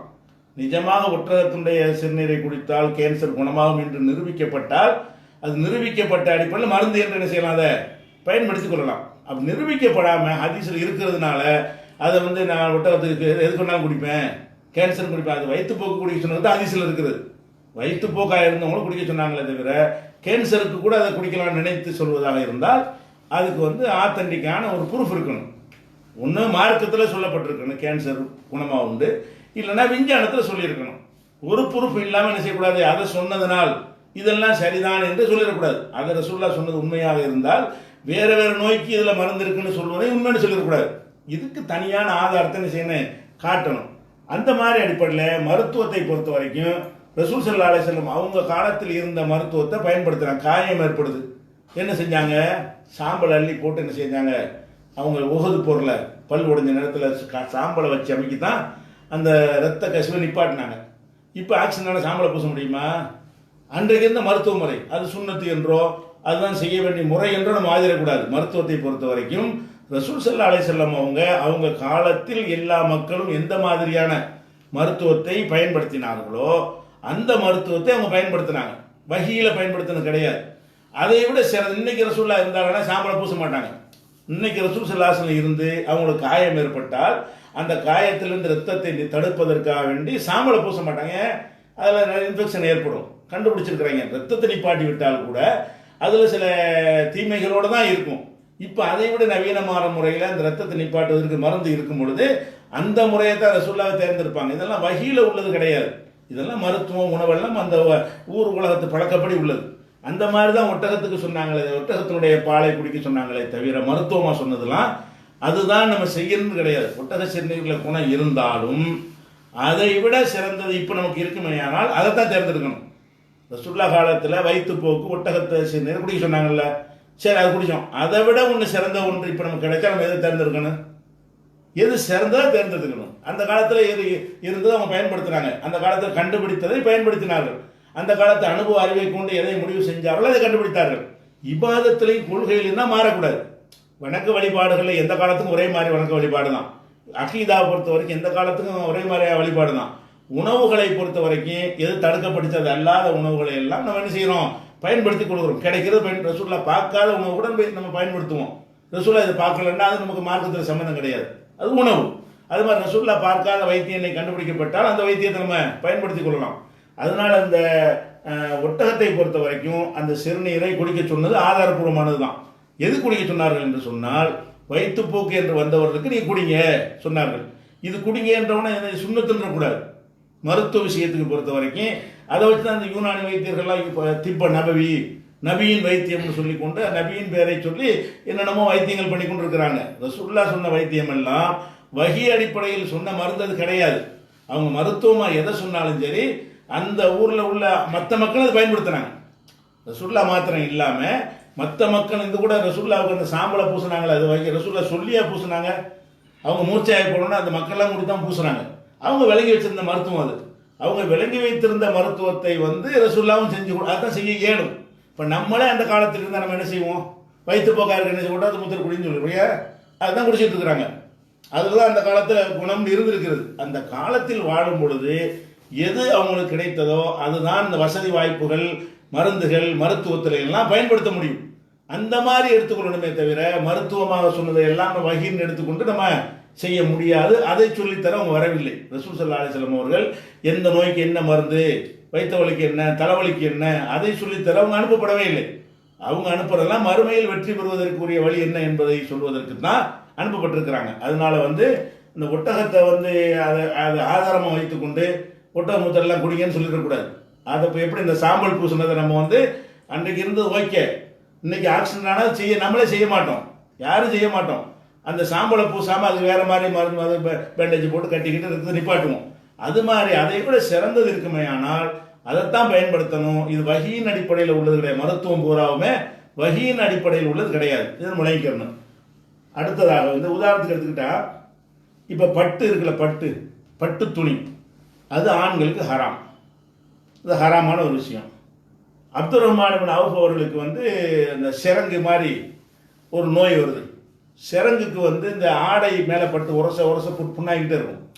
சிரங்கு மாதிரி சொல்லி சிரங்குங்கிறாங்கல்ல, அந்த சிரங்கு வந்துருச்சுன்னு சொன்னால் பருத்தி ஆடையெல்லாம் போட்டோன்னு வைங்க, அந்த பருத்தி ஆடை துணி மேலே உரச என்ன செய்யும், அந்த புண்ணு ரொம்ப அரிக்க ஆரம்பிச்சு, ரத்தம் வர ஆரம்பிக்கும், அரிப்பு வரும், சொரிய வேண்டி வரும், இப்படி பல விதமான பிரச்சனை வரும். அவர் அதை முறையிடுமே நினைச்சாங்கன்னா பட்டு ஆடை போட்டுக்கணி. ஆம்பளைக்கு பட்டு ஹராம் தான். ஆம்பளைக்கு பட்டு ஹராமாக இருந்தாலும் அப்துல் ரஹ்மான் இப்னு அவுஃப்க்கு என்ன செய்கிறாங்கன்னா, நீ பட்டு ஆடை அணிஞ்சுக்கேங்கிறாங்க. இது மருத்துவ வகையில் உள்ளதுதான். பட்டு ஹராமாக இருந்தாலும் அந்த பட்டு அவ்வளோ மென்மையாக இருக்கும். பட்டு துணியால் போட்டு புண்ணை போட்டு தேய்ச்சாலும் அது ஒன்றும் செய்யாது, அது வலிக்காது, அது சுரண்டிக்கிட்டு வராது, கிழிச்சிக்கிட்டு வராது. இந்த பட்டு துணி மேலே பட்டு அப்படி வலிக்கிட்டே போயிடும். பட்டு ஆடை ஒருத்தர் சொறி சிரங்கு வைத்தவர் போட்டுக்கொண்டாரையானால் அவருடைய இந்த சிரங்கு அதிகமாகாது, அந்த சிரங்கில் உரசாது, சிரங்கு மேலும் பெருசாகி சுரண்டி பெருசாகி வராது. அப்படின்றதுக்காக ரசூலுல்லாஹ் என்ன செய்கிறாங்கன்னா, தடை செய்யப்பட்ட பட்டை அவருக்கு அனுமதிக்கிறாங்க.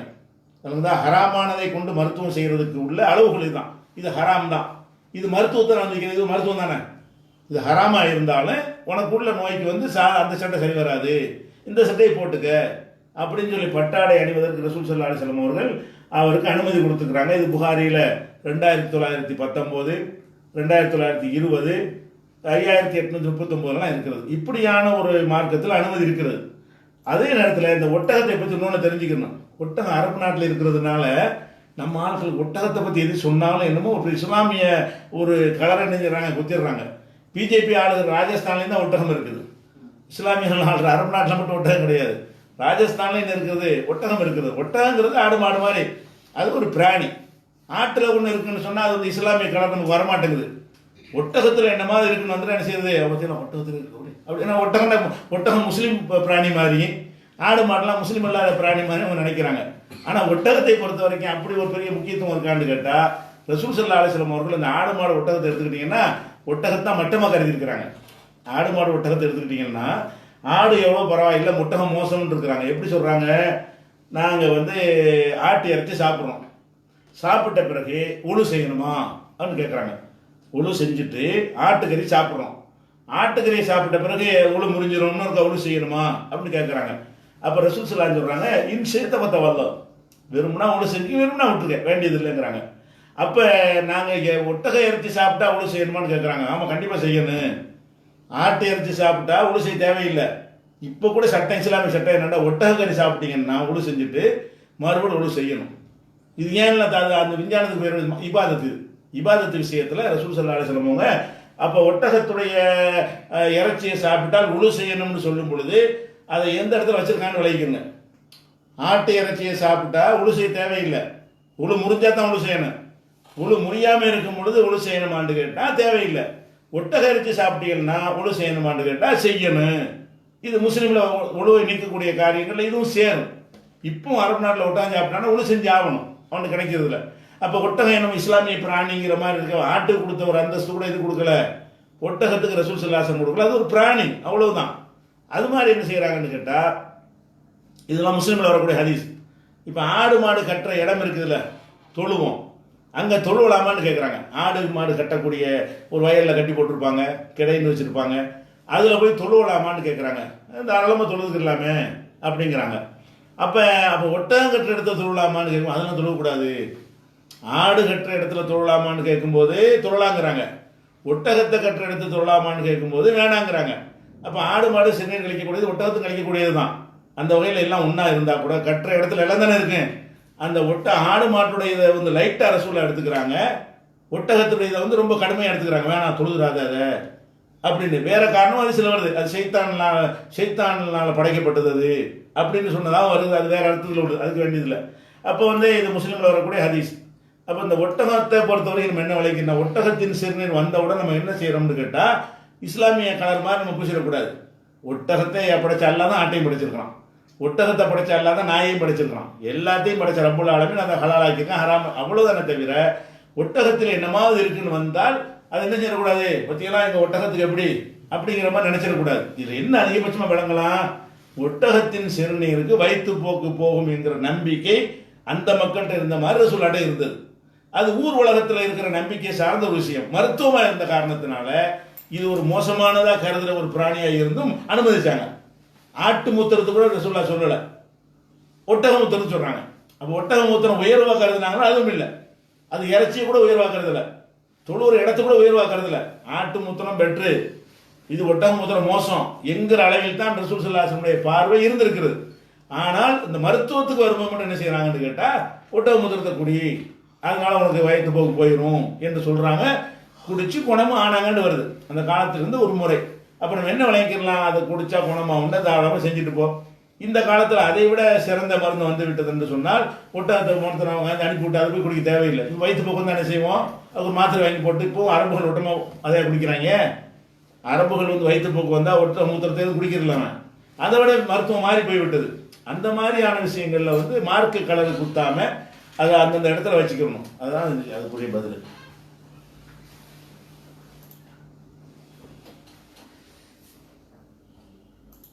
அடுத்து கேட்குறாங்க, பத்ரு போரில் கிணற்றில் வீசப்பட்டவர்கள் அருகில் நின்று ரசூலுல்லாஹ் பேசியதை உமர் ரலியல்லாஹு அன்ஹு அவர்கள் தவறாக விளங்கி கொண்டார்கள். ஏனெனில் இறந்தவர்கள் காது கேட்காது என்ற குர்ஆன் வசனத்திற்கு இது முரண் என்று ஆயிஷா அலி மறுப்பார்கள். இறந்தவர்கள் காது கேட்காது என்று கூறும் நாம் ஜனாசாவை அடக்கம் செய்துவிட்டு திரும்பும் போது காதில் விழும் என்ற ஹதீஸை எவ்வாறு ஏற்கிறோம் அப்படின்னு கேட்குறாங்க. என்ன கேட்குறாங்கன்னு கேட்டால், அதாவது உமர் ரலியல்லாஹு அன்ஹு பத்ரு போரில் வந்து கிணத்துல வந்து அந்த பாலடைஞ்ச கிணத்துல எதிரிகளை உடலை தூக்கி போட்டு கொல்லப்பட்டவங்கள போடுவாங்க. போட்டுட்டு ரசூல் ஸல்லல்லாஹு செய்வாங்கன்னு கேட்டால் அங்கே பேசுவாங்க. எங்களுக்கு அல்லாஹ் வாக்களித்து நாங்கள் அடைந்து கொண்டோம், உங்களுக்கு வாக்களித்ததை நீங்கள் அடைந்து கொண்டீர்களான்னு கேட்பாங்க. இன்னா வஜதனா மாவாத ரப்புனா ஹக்கா, எங்கள் இறைவன் எங்களுக்கு வாக்களித்தது எங்களுக்கு கிடைத்து விட்டது வெற்றி, உங்களுக்கு நரகத்தை எல்லாம் வாக்களிச்சிருக்கான் அது உங்களுக்கு கிடைத்து விட்டதாண்டு எதை பார்த்து பேசுவாங்க, செத்து போன பாடிகளை நோக்கி பேசுறாங்க. செத்து போன ஆளுகள்லாம் உங்களுடைய கிணத்துல போட்டுவிட்டு, பாலடைஞ்ச கிணத்துல போட்டுட்டு அவர்களை நோக்கி ரசூலுல்லாஹ் பேசுவாங்க. அப்போ அருகில் நின்று இருக்கிற உமரில் நான் சொல்லுவாங்க, அது கல்லிமும் அஜிசாதன்ல அருவாகலகா, உயிர் இல்லாத உடம்புடைய பேசுறீங்க அல்லாஹ்வுடைய ரசூலுன்னு கேட்பாங்க. அது பணமாயிட்டாங்க, உசுர் இருந்தால் பேசலாம், செத்து போனவங்க நீங்கள் பேசுறீங்க அப்படின்னு அவங்க கேட்பாங்க. அப்போ ரசூலுல்லாஹ் என்ன செய்வாங்கன்னா, இன்னஹும் லயஸ்மூனல் ஆன், இப்போ அவங்க வந்து கேட்கிறார்கள், கேட்க மாட்டாங்க தான், இப்போ நான் சொன்னது சரி என்று கேட்கிறார்கள் சொல்லி ரசூலுல்லாஹ் பதில் சொன்னதாக ஒரு ஹதீஸ் இருக்கிறது. இதை வந்து ஆயிஷா நாயிட்ட சொல்லும்போது மறுப்பாங்க, இப்படி கிடையாது, ஏன்னா இறந்தவர்கள் கேட்க மாட்டாங்க, இறந்தவர்கள் கேட்க மாட்டார்கள் என்று குர்ஆன் தெளிவாக சொல்லுகிறது.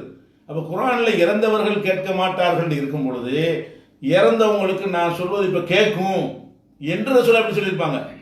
ரசூலுல்லாஹ் அப்படி சொல்லவே சொல்லியிருக்க மாட்டார்கள், குர்ஆனுக்கு மாத்திரமா சொல்லியிருக்க ஸ்பாட்டில் அவங்க இருக்கல.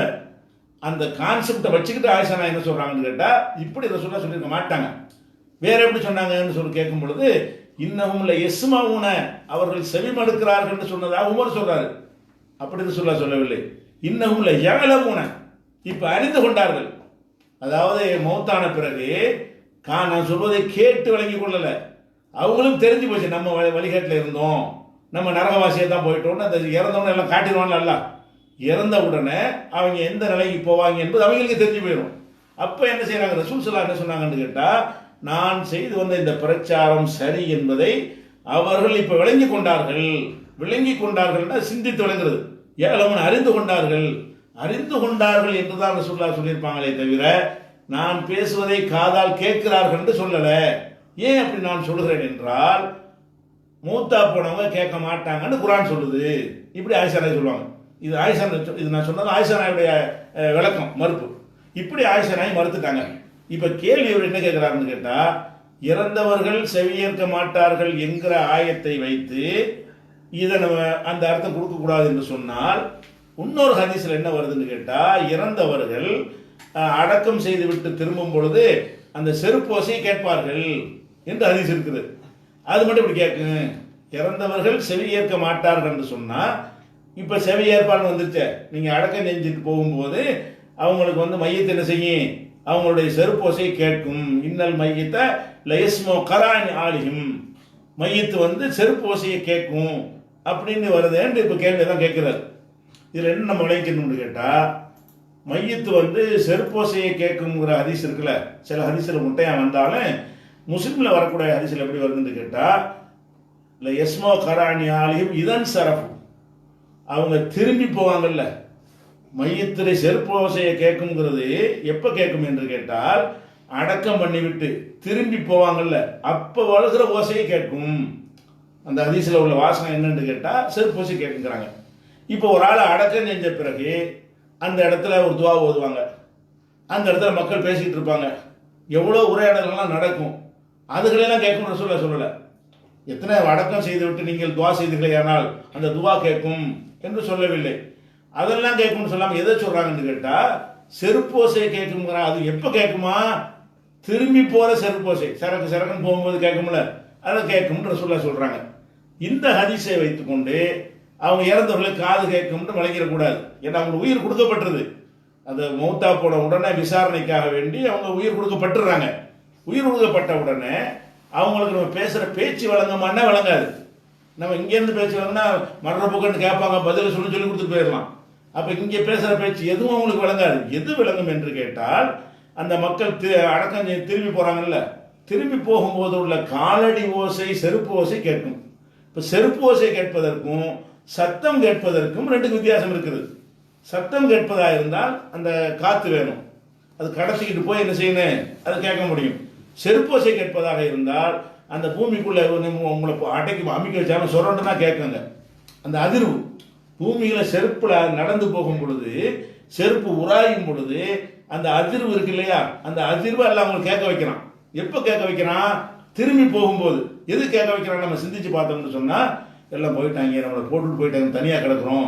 இந்த மையத்தா இருக்கிறவனுக்கு நம்மளை எல்லாம் விட்டு போட்டு போயிட்டே இருக்கிறாங்க, குறைஞ்சிக்கிட்டு கொஞ்ச நேரத்துக்கு போயிடும், சத்தம் எல்லாம் போயிடும். நீங்க ஒவ்வொரு தடவை போகும்போதெல்லாம் கேட்கும்னு சொல்லப்படவே இல்லை. டெய்லி நீங்க கபருக்கு போகும்போதெல்லாம் உங்க காலடி ஓசை கேட்கும்னு சொல்லவே இல்லை. அந்த அடக்கம் செஞ்ச அந்த கொஞ்ச நேரத்திற்கு இந்த செருப்பு ஓசை, திரும்பி போற ஓசை மட்டும், திரும்பி போறதுடைய ஓசையை மட்டும் அல்லாஹ் கேட்க செய்கிறான். இதுதான் அதில் உள்ள விதிவிலக்கா இருக்கே தவிர, இது வந்து உலகத்துல பேசுற பேச்சுக்கள் எல்லாம் கேட்கும் என்பதில் அதை சொல்லியிருப்பாங்க.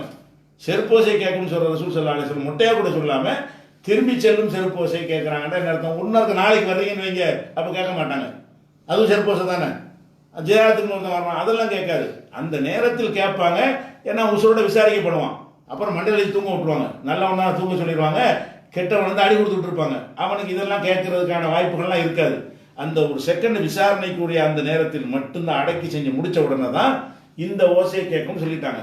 அதே நேரத்தில் குர்ஆனுடைய வசனம் நம்ம எடுத்து பார்த்தோம்னு சொன்னா, நம்ம பேசுற பேச்சுக்கள் உங்களுக்கு காதுல விளங்குமா, இந்த கேட்குதல் காதால் கேட்குதுன்னு சொல்ல இயலாது. அதிர்வுகளை உணர்வது தான் இந்த கேட்குதல்.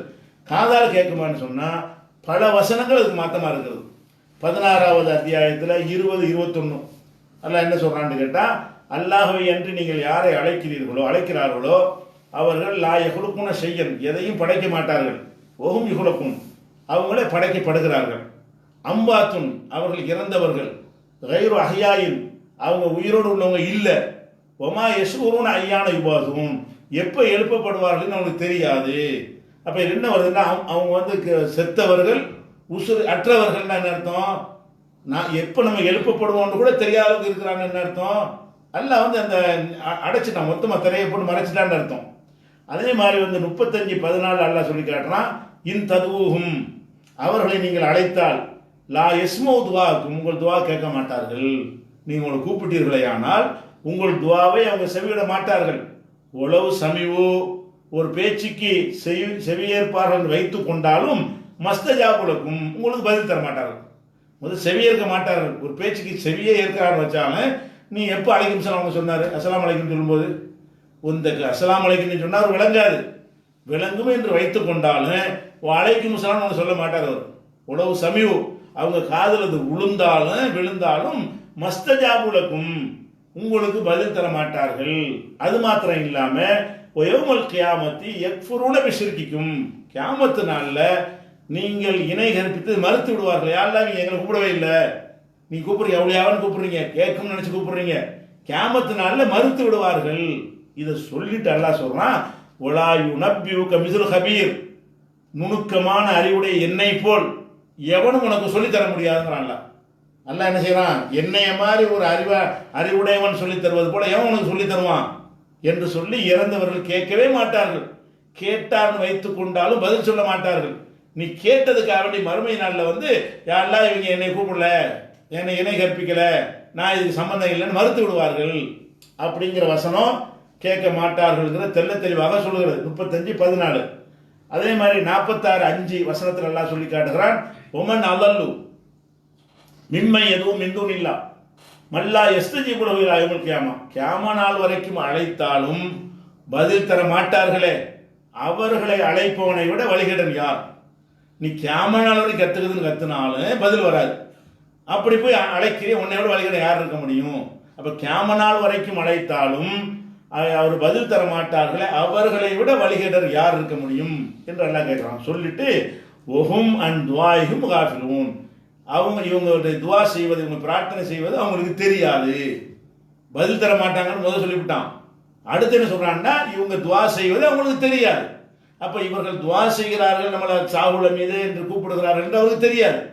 அது மாத்திரம் இல்லாம கியாமா நாள் வரைக்கும் இருந்தாலும் அவருக்கு பதில் சொல்ல மாட்டார், அவருக்கு தெரியவும் செய்யாது, பதிலும் சொல்லவும் மாட்டார் அப்படின்னு சொல்லி 46:5 வசனத்தில் அல்லாஹ் சொல்லி காட்டுகிறான். அதே மாதிரி வந்து இன்னக்கலா துஸ்மிஉல் மௌத்தா, இறந்து போனவர்களை உன்னால் செவியேற்க செய்ய முடியாது. ஒலா துஸ்மிஉ சும்ம துவா, செவிடர்களுக்கு பிரார்த்தனையை கேட்க செய்ய முடியாது. இதா வல்ல முதுபிரீன், அவர்கள் புறமுதுகிட்டு ஓடும் பொழுது, செவிடனாக இருக்கிறான், புறமுதுகிட்டு ஓட வேற செய்கிறான், அவனுக்கு விளங்குமா? செவிடா இருந்தாலே விளங்காது. ஓடிட்டு வர்றதுனால இப்படி விளங்கு, கிட்ட இருந்து விளங்கலன்னு சொன்னா செவிடனாவும் இருக்கிறான், ஓடிட்டு வர இருக்கிறான், நீ கத்துற அவனுக்கு கேட்காது. இந்த மாதிரி தான் செத்தவனும் கேட்காதுனால, இது எப்படி கேட்காதோ அந்த மாதிரி தான் இறந்தவர் கேட்காதுங்கிற அவ்வளோ சீல் வச்சு சொல்றான். செவிட்டு பயலுக்கு விளங்காத மாதிரி, ஓடுகிற செவிடனுக்கு விளங்காத மாதிரி இறந்தவருக்கு விளங்காது. இவ்வளவு தெளிவான 30-52 வசனத்தில் இருக்கிறது. அதே மாதிரி அடக்கம் செய்து முடித்த பிறகு என்ன செய்யப்படும், விசாரிப்பாங்க. உன்னுடைய இறைவனை எல்லா கேள்வியும் கேட்கப்படும். அவன் பதில் சொல்லிடுவான். நல்லாடையான பதில் சொல்லி முடிச்ச உடனே என்ன செய்வாங்க, நமக்கு நாமத்தில் அரோஸ், புது மாப்பிள்ளை கூட தூங்குன்றுவாங்க. அவன் என்ன செய்வான், அந்த கேள்வியெல்லாம் முடிஞ்ச உடனே அல்ல அந்த சொர்க்கத்தை எல்லாம் காட்டுவான். இவனுக்கு கிடைக்கக்கூடிய இன்பத்தை எல்லாம் அப்படி பார்ப்பான். பார்த்துட்டு என்ன செய்வான்னா, இப்போ எப்போது அர்ஜுனியில் ஆகலி, நான் வீடு வரைக்கும் போயிட்டு வந்துடுறேன், ஏன்னா இந்த வீட்டில் சொல்லிட்டு வரணும், கொண்டாடிட்டேன், கணவன்கிட்ட சொல்லிட்டு வரணும், பாப்பா மட்டும் சொல்லிட்டு வரணும், என்னது நான் ஜெயிச்சுட்டேன், மறுமையில் வெற்றி பெற்றுட்டேன், கேள்விக்கெல்லாம் பதில் சொல்லிட்டேன், எனக்கு உள்ள பாக்கியம்லாம் நான் பார்த்துட்டேன்னு போய் சொல்லிட்டு உடையாந்துடுறேன்னு கேட்பானா. அப்போ என்ன செய்வாங்க, மலர்கள்லாம் தூங்க பேசாம பார்த்துட்டீங்களே தூங்கு, எது வரைக்கும் எது மாதிரி தூங்கு, புது மாப்பிள்ளை மாதிரி தூங்கு, எவ்வளோ நாளைக்கு வரைக்கும் தூங்குனே, ஹத்தா எபாத்த உள்ள அல்லாஹ் வந்து எழுப்புற வரைக்கும் தூங்கு. அன்னைக்கு தூங்க ஆரம்பிக்கிறவர் அடக்கம் செஞ்சு அந்த கேள்வி கேட்கும் போது அதை கேட்கிறாரு, செருப்பு ஓசையை கேட்கிறாரு, அந்த செகண்டை தவிர அதுக்கு பிறகு என்னவாகிறாருன்னு கேட்டால் புது மாப்பிள்ளை தூக்கம் தான். அந்த முன்கர் நக்கீர் விசாரணை முடிச்சுட்டு போறதுக்குள்ளதான் அந்த கேள்வியெல்லாம் கொஞ்ச நேரத்துக்கு கேட்க வைக்கிறான்ல, இந்த செருப்பு ஓசையை கூட சின்னஞ்சிறு நேரத்துக்கு கேட்கமே தவிர அந்த செகண்டுக்கு பிறகு அவருடைய நிலைமை என்ன, அடக்கம் செய்யப்பட்டவரை தூங்கிடுறாரு, கேமனால் வரைக்கும் தூங்குறாரு, எழுப்புற வரைக்கும் தூங்குறாரு, லேசு மாசான தூக்கம் இல்லை, அற தூக்கம் இல்லை, புது மாப்பிள்ளை மாதிரி அடிச்சு போட்ட மாதிரி தூங்குறாரு. அந்த மாதிரி தூங்குகிறார் என்று சொல்லி ரசூல் ஸல்லல்லாஹு அலைஹி வஸல்லம் சொன்ன ஹதீஸ் திருமதியில ஆதாரப்பூர்வமாக இடம்பெற்றிருக்கிறது. அதனால இறந்தவர்கள் கேட்பார்கள்ங்கிறதுக்கு இந்த செருப்போசை வைத்துக் கொண்டு தர்காவுக்கு போகலாம், செருப்போசை கேட்கட்டாங்கன்னு சொன்னார்களே. ஆனால் இந்த இதெல்லாம் என்ன செய்ய போகிறார்கள், இந்த குர்ஆன் வசனத்தெல்லாம் என்ன செய்வது, இந்த ஹதீஸ்லாம் என்ன செய்வது? அவங்க கொஞ்ச நேரம் தானே கேட்குறாங்க, அந்த கொஞ்ச நேரமும் எதை கேட்குறாங்க? செருப்பு வச்சு தானே கேட்குறாங்க. எவ்வளோ பிரார்த்தனைகள் பேச்சுக்கள்லாம் நடக்கும், அதெல்லாம் கேட்கலையே. இப்போ இறந்தவர்களுக்கு கேட்காது என்பதுதான் உண்மை. இந்த செருப்போசை மட்டும் ஒரு கேட்கும் விதிவிலக்கு. அது எப்போ கேட்கும்? அன்றைக்கு அடக்கிற அன்னைக்கு தான் கேட்கும். அதுவும் திரும்பி போகிறாங்களா அந்த செகண்டில் தான் கேட்கும். அதுக்கு பிறகு எதுவும் கேட்காது அப்படின்னு எடுத்தா தான் அதையும் ஏற்றுக்கணும், இதையும் ஏற்றுக்கணும். ஆதாரங்களை ஒன்றை ஏற்று ஒன்றை மறுக்கக்கூடாது. இவங்க என்ன செய்கிறாங்க? கேட்க அந்த செருப்போசை வைத்துக்கொண்டு எல்லாம் கேட்குங்கிறான். அப்போ எதுவும் கேட்காதுன்னு சொன்ன வசனம்லாம் என்ன செய்வது? நமக்கு தகுந்த மாதிரி குரானை வளைக்கக்கூடாது. குரானில் உள்ள ஹதீஸில் உள்ள அனைத்தையுமே ஏற்றுக்கணும். செருப்போசை கேட்கும் ஆமான்னு நம்ம ஒத்துக்கணும். ஏன்? விதிவிலக்கு கேட்கும் ரசூலுல்லாஹ் சொல்லிட்டாங்க, ஆதாரப்பூர்வமாக இருக்குது. மற்றெல்லாம் கேட்காது. ஏன்? தூங்குறாங்க. கேமரா வரைக்கும் தூங்குறாங்க. புது மாப்பிள்ளை கூட தூங்குறாங்க. கேமரா வரைக்கும் அழைச்சாலும் தெரியாது. இந்த மாதிரி ஆதாரங்களை சொல்றதுனால அதுக்கு அப்படி கேட்பார்கள் என்பதை அப்படி புரிஞ்சு கொள்ளக்கூடாது. அப்போ இறந்தவர்கள் கேட்பார்களா என்பதற்கு தனியாக ஒரு ஆர்டிக்கல் இருக்கு. இன்ஷா அல்லாஹ் அது நாளைக்கு போட்டு விட்டுருவோம். அதுக்கப்புறம் மன்சூர் சுவாமிமலை அவர் கேட்குறாரு, 46:15 வசனத்தில் 40 வயதை அடைந்ததும் தன் பெற்றோர் சம்பந்தமாக துவா செய்வதாக சொல்லுகிறான். அது ஏன் 40 வயதை அல்லாஹ் குறிப்பாக சொல்ல வேண்டும்? இது சம்பந்தமாக ஹதீஸ் ஏதும் உள்ளதா அப்படின்னு கேட்குறாங்க. அது என்ன இருக்குன்னு கேட்டால், ஒரு மனிதனை தாய் தந்தை கஷ்டப்பட்டு வளர்க்குறாங்க.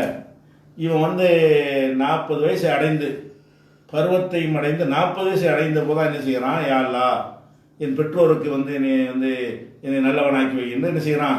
நன்றி செலுத்தக்கூடிய நாக்கி வைன்னு கேட்குறான் அப்படின்னு வருது. 40 வயசு அதில் அது சொல்கிறான். ஒரு மனிதன் பெற்றோரை பற்றி நினைவு கூறுவதற்கு, அவங்கள கவனிக்க வேண்டும் என்ற அந்த பாடத்தை பெறுவதற்கு 40 வயசு எதுக்கு எல்லாம் சொல்கிறான்? இப்போ 10-15 வயசுல பெற்றோருக்கு அந்த கஷ்டத்தை புரியலாமே, 20 வயசுல புரியலாமேன்னு நம்ம நினைக்கிறாங்க. அதுதான் கேட்குறாங்க. 40 வயசு நல்லா சொல்லுவதில் அர்த்தம் இருக்குது. என்ன அர்த்தம் இருக்குன்னு கேட்டால், ஒரு மனிதன் குழந்தையாக இருக்கும்போது தாய் தந்தைக்கு மரியாதை கொடுக்குறான். கல்யாணம் ஆகுற வரைக்கும் அது சொல்லித்தராமலே அவன் பெற்றோர் என்ன செய்யறான்? பெரும்பாலானவங்க மதிப்பாங்க. பெரும்பாலான பிள்ளைங்க பெற்றோரை மதித்து நடப்பாங்க. கல்யாணம் ஆன பிறகு என்ன ஆகுன்னு கேட்டால், தாய் தந்தையை விட மனைவி தான் பெருசு என்கிற நிலைமைக்கு வந்துடுவான். தாய் தந்தையை கவனிக்க மாட்டான். கவனிக்காமல் மனைவி பிள்ளை என் குடும்பம்னு போயிட்டு இருப்பான். அப்படி பெறும்போது அவனுக்கு பிள்ளை உண்டாகும். அவன் பிள்ளை தலையெடுத்து 40 வயசு ஆகும்போது என்ன செய்வான்? அப்போ நான் எதுவும் கேள்வி கேட்பான். அப்போ தான் இவனுக்கு விளங்கு, ஆஹா, நம்ம நம்ம பிள்ளை இப்படி கேட்குறானே, நம்ம பெற்றோர் நம்ம கவனிக்காமல் விட்டோமே, நம்மளை இப்படி கேட்கும்போது நம்மளுடைய பாதிக்குது. நான் பெற்ற பிள்ளை என்னை ஏற்று கேள்வி என்னையை பாதிக்கிறா இல்லையா? அப்போ என்னையை பெற்றவர்கள் அப்படி பாதிக்குமா இல்லையா அப்படின்னு உணர இந்த வயசு தேவைப்படுது. இந்த 40 வயசு அடையும் பொழுது தான் அவன் புள்ள அவனை ஏற்று கேட்பான் பாருங்க. அப்போ 40 வயசுல புள்ள 25 வயசுல கல்யாணம் பண்ணுறான்னு சொன்னால், 20 வயசுல கல்யாணம் பண்ணான்னு சொன்னால், 40 வயசுல ஒரு பையன் பிறந்து வந்துட்டான்னு வைங்க, 40 வயசுல 20 வயசுலையோ 18 வயசு பையனோ இருப்பான். அப்படியான ஒரு மகனை அவன் பெற்றெடுக்கும் பொழுது, அப்படியான ஒரு மகளை பெற்றெடுக்கும் பொழுது, அவங்க இவனை எதிர்த்து பேசும் பொழுது, இவங்களை கவனிக்காமல் இருக்கும் பொழுது, இது திரும்புது. நம்ம செஞ்ச வேலை அதே மாதிரி நமக்கு திரும்புது. நம்ம எவ்வளோ பெரிய தப்பு, இவ்வளோ பாதிப்பு நமக்கு ஏற்படுது. அப்போதான் நமக்கு என்ன செய்யும்? இவனை வளர்க்க என்ன கஷ்டப்பட்டோம், என்ன பாடுபட்டோம், எவ்வளோ சிரமப்பட்டு இவனை படிக்க வச்சா நமக்கு தெரியும். அப்போ தான் நம்மளை இப்படித்தானே வாப்பா வளர்த்துருப்பாரு, நம்ம அம்மா அப்படித்தானே கஷ்டப்பட்டுருப்பாங்க. அப்போ நம்ம கஷ்டப்பட்டதை இந்த மகன் கேள்வி கேட்டவங்க தான் வழங்குறாங்கிறதுக்கு அல்லா என்ன செய்யறான்னு கேட்டால், 40 வயசு அடையும் போது இப்போ செய்யறான்? என் பெற்றோர் நினைச்சு பார்க்குறான். அதுக்கு முந்தைய நினைக்க வேண்டியதுனால நல்லா கேட்குறான். அப்போ 40 வயசுங்கிற சொல்றத ஒரு அர்த்தத்தோடு தான் நல்லா சொல்லி காட்டுகிறான். இது 340வது குறிப்பு குரானில், திருக்குரான் தமிழாக்கத்தில் 340வது குறிப்பில் பார்த்துக்கிறேன். அதுக்கு விளக்கம் எழுதியிருக்கோம். அந்த கருத்தை கொஞ்சம் விரிவாக எழுதியிருக்கோம், அதை பார்த்துக்கிறங்க. அடுத்து குவைத்தில் இருந்து ரசூல் மைதீன் என்பவர் கேட்கிறார், ஆயிஷா ரலியல்லாஹு அவர்களுக்கும் அலி ரலியல்லாஹு அவர்களுக்கும் இடையில் யுத்தம் நடக்கும் என்ற நபி ஸல்லல்லாஹு அலைஹி வஸல்லம் முன்னறிவிப்பை ஆதாரத்துடன் கூறவும் அப்படின்னு கேட்குறாங்க. அதாவது ரசூல் ஸல்லல்லாஹு அலைஹி வஸல்லம் அவங்க ஒரு முன்னறிவிப்பு செய்கிறாங்க. என்ன முன்னறிவிப்பு செய்கிறாங்கன்னு கேட்டால், அவங்க மனைவிட்ட ஒரு முன்னறிவிப்பு செய்கிறாங்க, ஆயிஷாட்ட. மருமகன்ட்டு முன்னறிவிப்பு செய்கிறாங்க. அப்போ அலிட்ட என்ன செய்கிறாங்கன்னு கேட்டால், என் மனைவியோடு நீ யுத்தம் நடத்த வேண்டிய நிலை வரும் பொழுது அவரை நல்ல முறையில் என்ன செய்யணும், அவரை நடத்த வேண்டும்னு அவர்கிட்ட போய் கேட்குறாங்க. அலிட்ட சொல்கிறாங்க ரசூல் ஸல்லல்லாஹு அலைஹி வஸல்லம். அவர் என்ன செய்வார்? உங்கள் மனைவியோட நான் எப்படி யுத்தம் நடத்துவேன் அப்படின்னு கேட்பார். அப்போ இது நடக்குங்கிற இந்த ஒட்டக போர்லாம் நடக்கிறது. இது நடக்கும் என்பதை ரசூல் ஸல்லல்லாஹு அலைஹி வஸல்லம் முன்னறிவிப்பாக அவரிடத்திலே சொல்கிறாங்க. அதே மாதிரி வந்து நீ ஹவ்வாபுங்கிற ஒரு இடத்துல போய் நாய்கள்லாம் குறைக்கும், அந்த இடத்துல குறைக்கும் போது நீ என்ன செய்ய, உன்னுடைய தவறை உணர்ந்து கொள்வாயின்னு சொல்லி ஆயிஷாட்ட சொல்லுவாங்க, மனைவிட்டையும் சொல்லுவாங்க. அதே மாதிரி அவங்க அந்த அலிக்கு எதிராக யுத்தம் செய்ய போகும்போது நாய் குலைக்கும். அப்போ ரசூலுல்லாஹ்வுடைய போதனை நினைவுக்கு வந்து கூட திரும்ப மாட்டாங்க, சண்டைக்கு போயிடுவாங்க. அந்த முன்னே நிறைவேறும். இந்த ரெண்டு விஷயம் தான் நம்ம தேடி பார்த்த வகையில் ஒட்டகப்போர் சம்பந்தமாக ஆதாரமாக கிடைக்கிறது. இந்த எந்த நூலில் இருக்குது எப்படிங்கிற விஷயங்கள் எல்லாம் உங்களுக்கு வருமுன் உரைத்த இஸ்லாம் அப்படின்னு ஒரு புஸ்தகம் போட்டிருக்கோம். அது onlinepj.netல இருக்குது. வருமுன் உரைத்த இஸ்லாம், முன்னாடியே சொன்னது இஸ்லாம் எதையெல்லாம் முன்கூட்டியே சொன்னதோ, நடக்கிறதுக்கு முன்னாடி சொன்னதோ அதையெல்லாம் தொகுத்து வருமுன் உரைத்த இஸ்லாம்ங்கிற பேரில் புஸ்தகமாக எழுதி அதை onlinepj.netல போட்டிருக்கிறோம். அதில் போட்டிங்கன்னா இந்த இந்த ரெண்டுடைய ஆதாரம் அதில் பார்த்துக்கொள்ளலாம். ஆயிஷா நாய்கிட்ட சொன்னதையும் அலி ரலியல்லாஹு அன்ஹு ஒட்டகப் போரை பற்றி முன்னறிவிப்பு செஞ்சதையும் நீங்கள் பார்த்துக் கொள்ளுங்கள். அடுத்து, தனியாக தொழும்போது சற்று நின்று நிதானமாக தொழ வேண்டும் என்றால் அதற்கு எனக்கு தெரிந்த சிறு சிறு சூறாக்களை தொடராக ஓதி நின்று தொழலாமா கேட்குறாங்க. அதாவது ஹதீஸில் வந்து நீங்கள் இமாமாக நின்று தொழுவிச்சிங்களே, ஆனால் சுருக்கமாக தொழுவுங்க. ஏன்னு கேட்டால் பின்னாடி பலவீனர்கள் இருப்பாங்க, பெண்கள் இருப்பாங்க, சிறுவர்கள் இருப்பாங்க, வேலை வெட்டிக்கு போகிறவங்க இருப்பாங்க. நீங்கள் நீட்டுனீங்கன்னா அவங்களுக்கு என்ன செய்யும், சங்கடம் ஏற்படும். ஏன் இவ்வளோ நீட்டுறார் தொழுகைய அப்படின்னு வருங்கிறனால நீங்கள் ஜமாத்தாக இமாமாக நீங்கள் இருந்தீர்களே ஆனால் சுருக்கமாக தொழுங்க. தனியாக தொழுகிறீர்களேயானால் அது விருப்பம் போல தொழுதுக்கிறங்க அப்படின்னு இருக்குது. இதை அவங்க என்ன வழங்கிட்டாங்கன்னா, தனியாக தொழுதா பெருசாக தான் தொழுன்னு வழங்கிட்டார் அவர். அந்த கேள்வி கேட்குற என்ன வழங்குறாருன்னு கேட்டால், அப்போ தனியாக தொழுதால் ரொம்ப நேரம் தொழுவணும், ஜமாத்தை தொழுதால் கொஞ்சமாக தொழணும் அப்படின்னு கிடையாது. தனியாக தொழுதால் ரொம்பவும் தொழலாம், கொஞ்சமாக தொழுதலாம். அது இந்த ஹதீஸ் அர்த்தம் என்னன்னு கேட்டால், நீங்கள் ஜமாத்தா தொழுகிறீர்களேயானால் நீட்டாதீங்க, மக்களுக்கு பாதிப்பு ஏற்படும். தனியாக தொழுதா உங்கள் விருப்பம். தனியாக தொழுகிற ரொம்ப ரொம்ப தெரிஞ்சிருக்குதா ஓதுங்க, கொஞ்சமாக தான் ஓத தெரியுமா செஞ்சுட்டு போங்க. தனியாக தொழும் பொழுது நீங்கள் நீட்டியும் தொழலாம், சுருக்கியும் தொழலாம். அந்த ஹதீஸ் சொல்வது எதை சொல்லுதுன்னு கேட்டால், ஜமாத்தா தொழும் நீட்டுக்காத, ஜமாத்தா தொழுகும் நீட்டினாயானால் பின்னாடி பின்பற்றி தொழுகிற மக்களுக்கு பாதிப்பு ஏற்படும். நீனா தொழுனா யாருக்கும் பாதிப்பு ஏற்படாதுன்ட்டாங்க. அவர் என்ன கேட்கிறாருன்னா, தனியாக தொழுவும் போது சற்று நின்று நிதானமாக தொழ வேண்டும் என்றால் எனக்கு பெரிய சூறாவெல்லாம் தெரியாது, சின்ன சின்ன சூறா ஓதனமான்னு இருக்கிறார். அது அப்படி சட்டமெல்லாம் கிடையாது. தனியாக தொழுவும் பொழுது சின்ன சூறாவதியும் தொழுகலாம், பெரிய சூறாவதியும் தொழுகலாம். அதுக்கு ரெண்டு சமமாக அனுமதிக்கப்பட்ட விஷயம் தானே தவிர, நீங்கள் எந்த அளவுக்கு தெரியுமோ அந்த அளவுக்கு தொழுதால் போதும். அல்லது நீளமாக தொழ நினைச்சீர்களேயானால் சின்ன சின்ன சூறாக்களை தொடர ஓதலாம்னா ஓதிக்கலாம். குரான் அல்லாஹ் என்ன சொல்றான், ஃபக்ரவும் மா தயஸ்ஸர மினல் குரான், குரான்ல எது ஏழுமோ அதை ஓதுங்கள். அல்லாஹ் குரான்ல சொல்ற தொழுகைக்கு சொல்லும் பொழுது 73:20 சொல்லி காட்டுறான், ஃபக்ரவும் மா தயஸ்ஸர மினல் குரான், குரான்ல எது ஏழுமோ அதை ஓதுங்கள். அப்போ உங்களுக்கு பெரிய சூறா ஓத தெரியாதா, குல்ஹுவல்லா ஓதுங்க, பழக்கு ஓதுங்க, நாசா ஓதுங்க, மூணையும் ஒரு காலத்தில் ஓதுங்க, தப்பே கிடையாது. எத்தனை சூறாண்டாலும் ஓதிக்கலாம். ஒரு சூறாவில் ஒரு முழு சூறா ஓதணும்னு கிடையாது. ஒரு சூறாவில் பாதி ஓதிக்கிடலாம், ஒரு சூறாவில் 5 வசனத்தை ஓதிக்கிடலாம், வெறுமனே 5 சூறாவை சேர்த்து ஓதிக்கொள்ளலாம், ஏண்டதை ஓதிக்கொள்ளலாம். குரானில் வந்து எது இயலுமோ அதை ஓதிக்கொண்டு இருக்கிறதுனால உங்களுக்கு பெரிய சூறா தெரியவில்லை என்று சொன்னால் சின்ன சின்ன சூறாக்களை நிறைய ஓதிக்கொள்ளலாம். அப்படியும் தெரியலைன்னு சொன்னால் பெரிய குற்றம்லாம் கிடையாது, ஏழுமானது ஓதிட்டு போங்க. பெருசாக தான் தொழுது ஆகணும், நீண்ட நேரம் தொழுது ஆகணுங்கிறது சட்டம் கிடையாது. உங்களுக்கு ரெண்டுக்கு அனுமதி இருக்கிறது. அது விஷயம். அடுத்து என்ன கேட்குறாங்கன்னா, இந்த காதியானிகளுடன் நீங்கள் விவாதம் செய்த போது, யார் கேட்குறேன்னா முகமது ரபீக்கு கொய்த், காதியானிகளுடன் விவாதம் செய்த போது ஆதாரபூர்வமான ஹதீஸுகள் குரானுக்கு முரண்படாது என்று நீங்கள் சொல்லிவிட்டு இப்போ மாறியது ஏன் அப்படின்னு கேட்குறாங்க. அதாவது காதியானிகளுடைய விவாதத்தின் போது, அந்த விவாத ஒப்பந்தத்தின் போது நம்ம அதை பேசுவோம். என்ன பேசுவோம்னா, ஆதாரபூர்வமான ஹதீஸ்னா என்ன வரும் பொழுது, ஆதாரபூர்வமான ஹதீஸுக்கு மிர்சா குலாம் என்ற அந்த நபின்னு சொன்னால பொய்ங்க, அவன் ஒரு அளவுகள் வச்சுருக்கான். என்ன அளவுகள் வச்சுருக்கான்னு கேட்டால், எதனுடைய கருத்து சரியாக இருக்குதோ அதெல்லாம் ஆதாரபூர்வமானது தான். அறிவிப்பாளர் இப்படி இருந்தாலும் பரவாயில்லை, அது சொல்லியிருக்கு, ஒரு ஹதீஸ் இருக்குது, அது நிறைவேறுது. ஆனால் அறிவிப்பாளர் பலவீனமாக இருக்குது. அது நடக்குது என்று சொன்னால் இந்த நடக்குவதை எதை காட்டுது, அது சரியானது என்பதை காட்டுகிறது அப்படின்னு சொல்லி ஒரு கான்செப்டை வைத்துக்கொண்டு தன்னை நபின்னு சொல்வதற்கு பொய்யான ஹதீஸ்களை எல்லாம் உருவாக்கி விட்டுறான். எப்படி விட்டான்னா, அது சொன்னபடி நான் நடந்து வந்துவிட்டேன், அது பலவீனமாக இருந்தாலும் இந்த நிறைவேறிவிட்டது, இது நிறைவேறியதால் அது ஆதாரப்பூர்வமானது. இப்போ நீண்ட விவாதம் அது. அந்த நீண்ட விவாதத்தில் வரும்போது நம்ம என்ன செய்யணும்னா, ஆதாரப்பூர்வமான ஹதீஸ் என்று சொன்னால் அது குர்ஆனுக்கு முரண்படாது. ஆதாரப்பூர்வமான ஹதீஸ் எதுவுமே குர்ஆனுக்கு முரண்படாது. முரண்படுன்னு எடுத்துக்காட்டு, எது முரண்புன்னு எடுத்துக்காட்டினா நாங்கள் என்ன செய்வோம், அதுக்கு பதில் சொல்லுவோம் அப்படின்னு சொல்லுவோம்.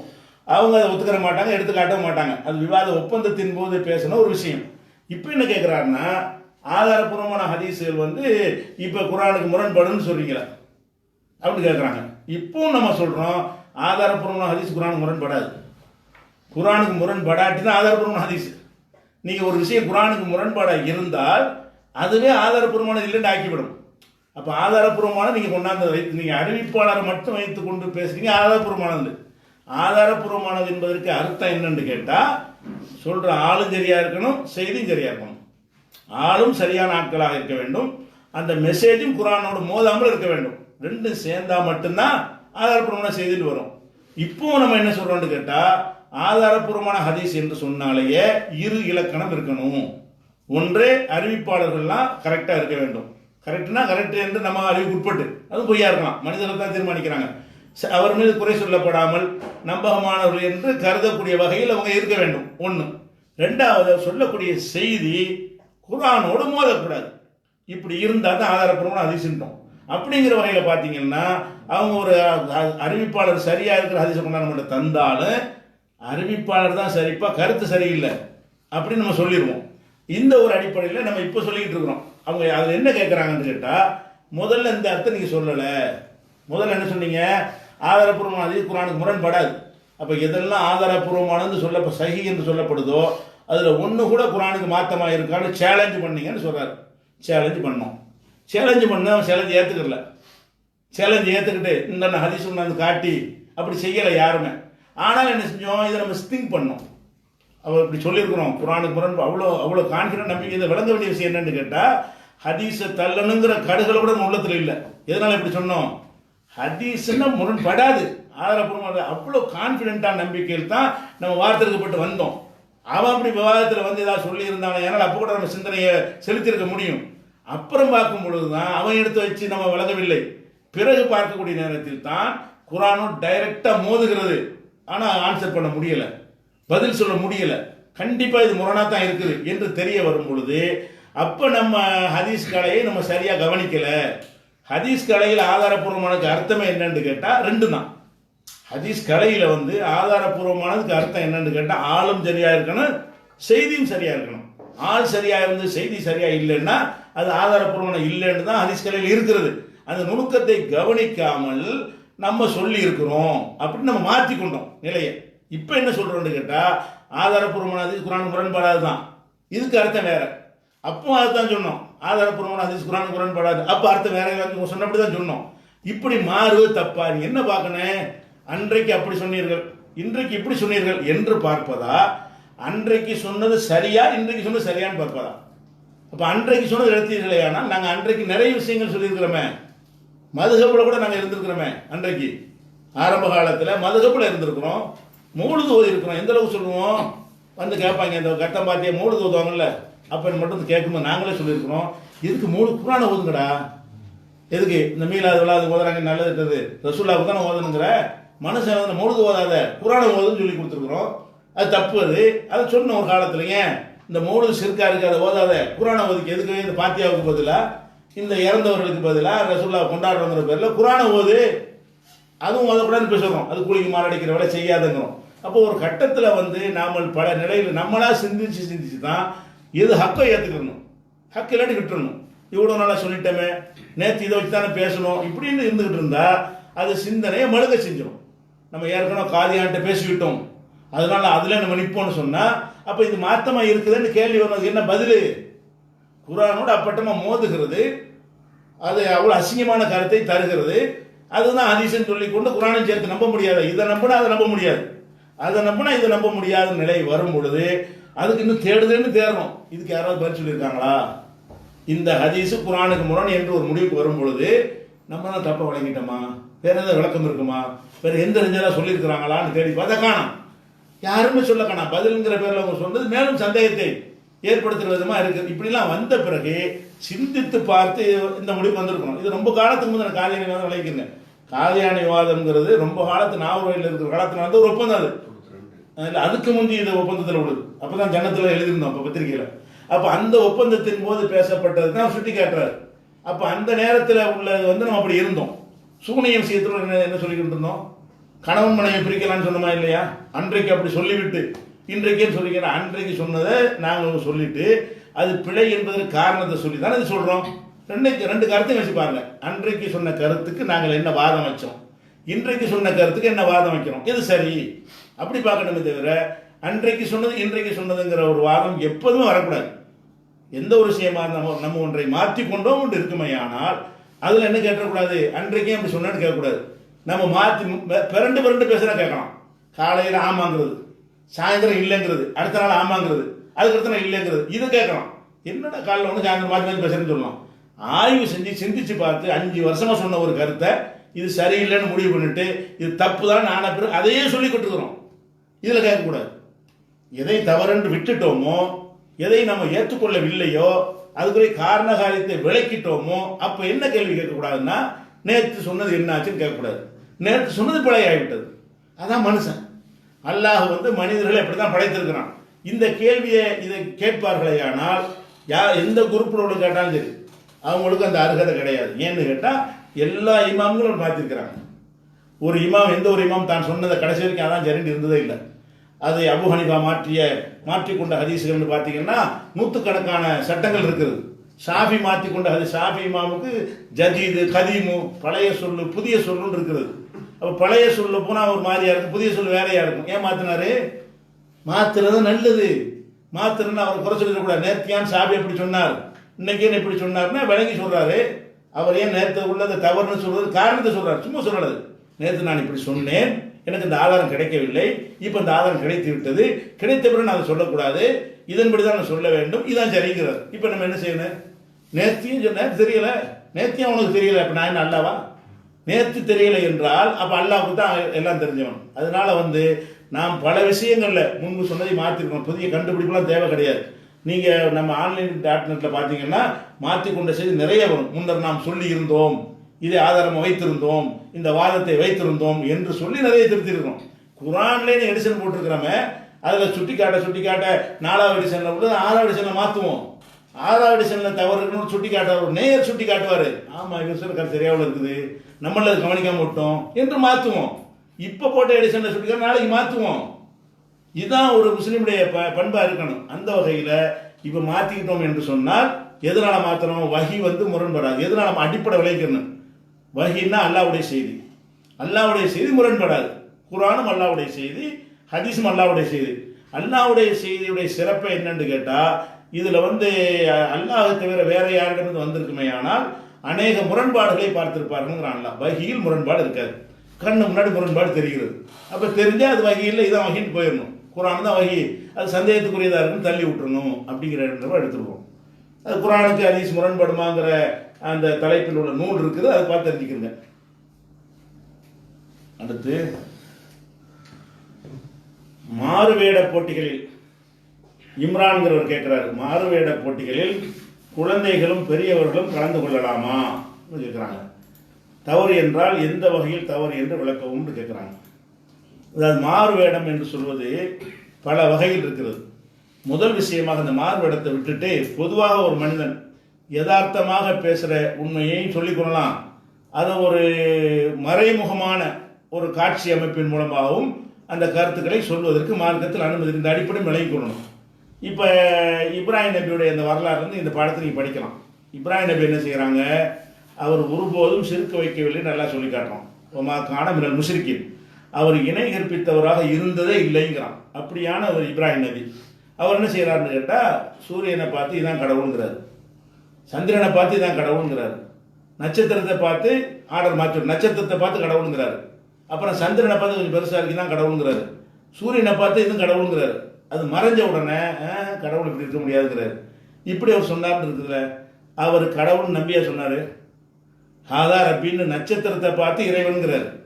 கண்டிப்பாக அவர் நட்சத்திர இறைவன் நினைச்சே இருக்க மாட்டார், இருக்கல. ஏன்னு கேட்டால் அவர் ஒருபோதும் இணை கற்பித்தவராக இருந்தது இல்லை. இதை சொன்ன பிறகு அல்ல என்ன செய்யறான்னு கேட்டா, இது இந்த இந்த இந்த அத்தாட்சிகளை, இந்த அறிவை நாம் தான் அவருக்கு கொடுத்தோம் நல்லா சொல்லி காட்டுறோம். இப்படி சொல்ல சொன்னது நான் தாங்கிறான். அப்ப எதுக்கு அதை சொல்றாங்க? சந்திரன் கடவுள் இல்லைன்னு தெரியும், இவங்க கல்லு மண்ணு கடவுளுங்கிறாங்க. அதுல இருந்து அவனை மாத்துறதா இருந்தா இதுக்கு அது பரவாயில்லடான்னு அப்படி கொண்டு வர்றாங்க. நீ கல்ல கடவுளுங்கிற, இங்க பாரு சந்திரன் எவ்வளவு அழகா இருக்கு, வெளிச்சமா இருக்கு, இந்த கல்லுல வெளிச்சம் கூட இல்லை, அது கடவுளுங்கிறாங்க. நம்ம நெருங்கி வர்றான்னு வர்றாங்க. அது மறைஞ்ச கடவுளா இருக்காதுங்கிறாரு. அப்ப அவங்க என்ன செய்யறாங்க? ஆமா, கடவுளுக்கு சில இலக்கண மண்புல இருக்கு, நம்ம தப்பா வழங்கிட்டோமே அப்படின்னு அவங்ககிட்ட ஒரு சின்ன ஒரு முன்னேற்றம் சிந்தனையில். அடுத்து என்ன செய்யறாரு? சந்திரன் அடுத்த நாள் பார்த்து என்ன செய்யறாரு? இதான் கடவுளுங்கிறாரு. கடவுள் நினைச்சு ஒரு சொல்ல நடிக்கிறார். நடிப்பு தானே அது. கடவுள் என்று அது நெசம்ன்ற ஒரு கடவுள் நம்பி சொன்னால் அது உண்மை, அவரை நம்பாமல் சொன்னால் நடிக்கிறார். எதுக்கு நடிக்கிறாரு? அந்த மக்களை எஜுகேட் பண்ணி அவங்களை மேலே கொண்டு வருவதற்காக வேண்டி, சிந்தனையை தூண்டுவதற்காக வேண்டி அவங்கள மாதிரியே போய் பேசுறது, அவங்க ஸ்டைலில் போய் பேசி என்ன செய்யறாரு? இந்த பிறகு கடவுள் பரவாயில்ல இது அப்படிங்கிறாங்க, இந்த கல்லெல்லாம் விட்டுருவோம், நம்ம சந்திரனை வணங்குவோம், ஏன்னா அது வெள்ள வெளிச்சமா இருக்குது அப்படிங்கிற லெவலுக்கு கொண்டு வர்றாரு. அதுக்கு வந்த பிறகு என்ன செய்யறாரு? நம்ம அது மறைஞ்சு போயிருமா? இது மறையக்கூடாது, கடவுள்னா எப்பவும் பார்த்துட்டு இருக்கணும், மறைகிறது இருக்க முடியாதுங்கிறாரு. அது ஆமா சரிதாங்கிறாங்க. அடுத்து சூரியன் வருது, இது அதோட நல்லா பெருசா இருக்கு, இதான் கடவுள் அப்படிங்கிறாரு. அப்ப சூரியனை கடவுள்னோட என்ன செய்யறாரு? அது மறைஞ்சவொடனே இது கடவுள் இல்லைங்கிறாரு.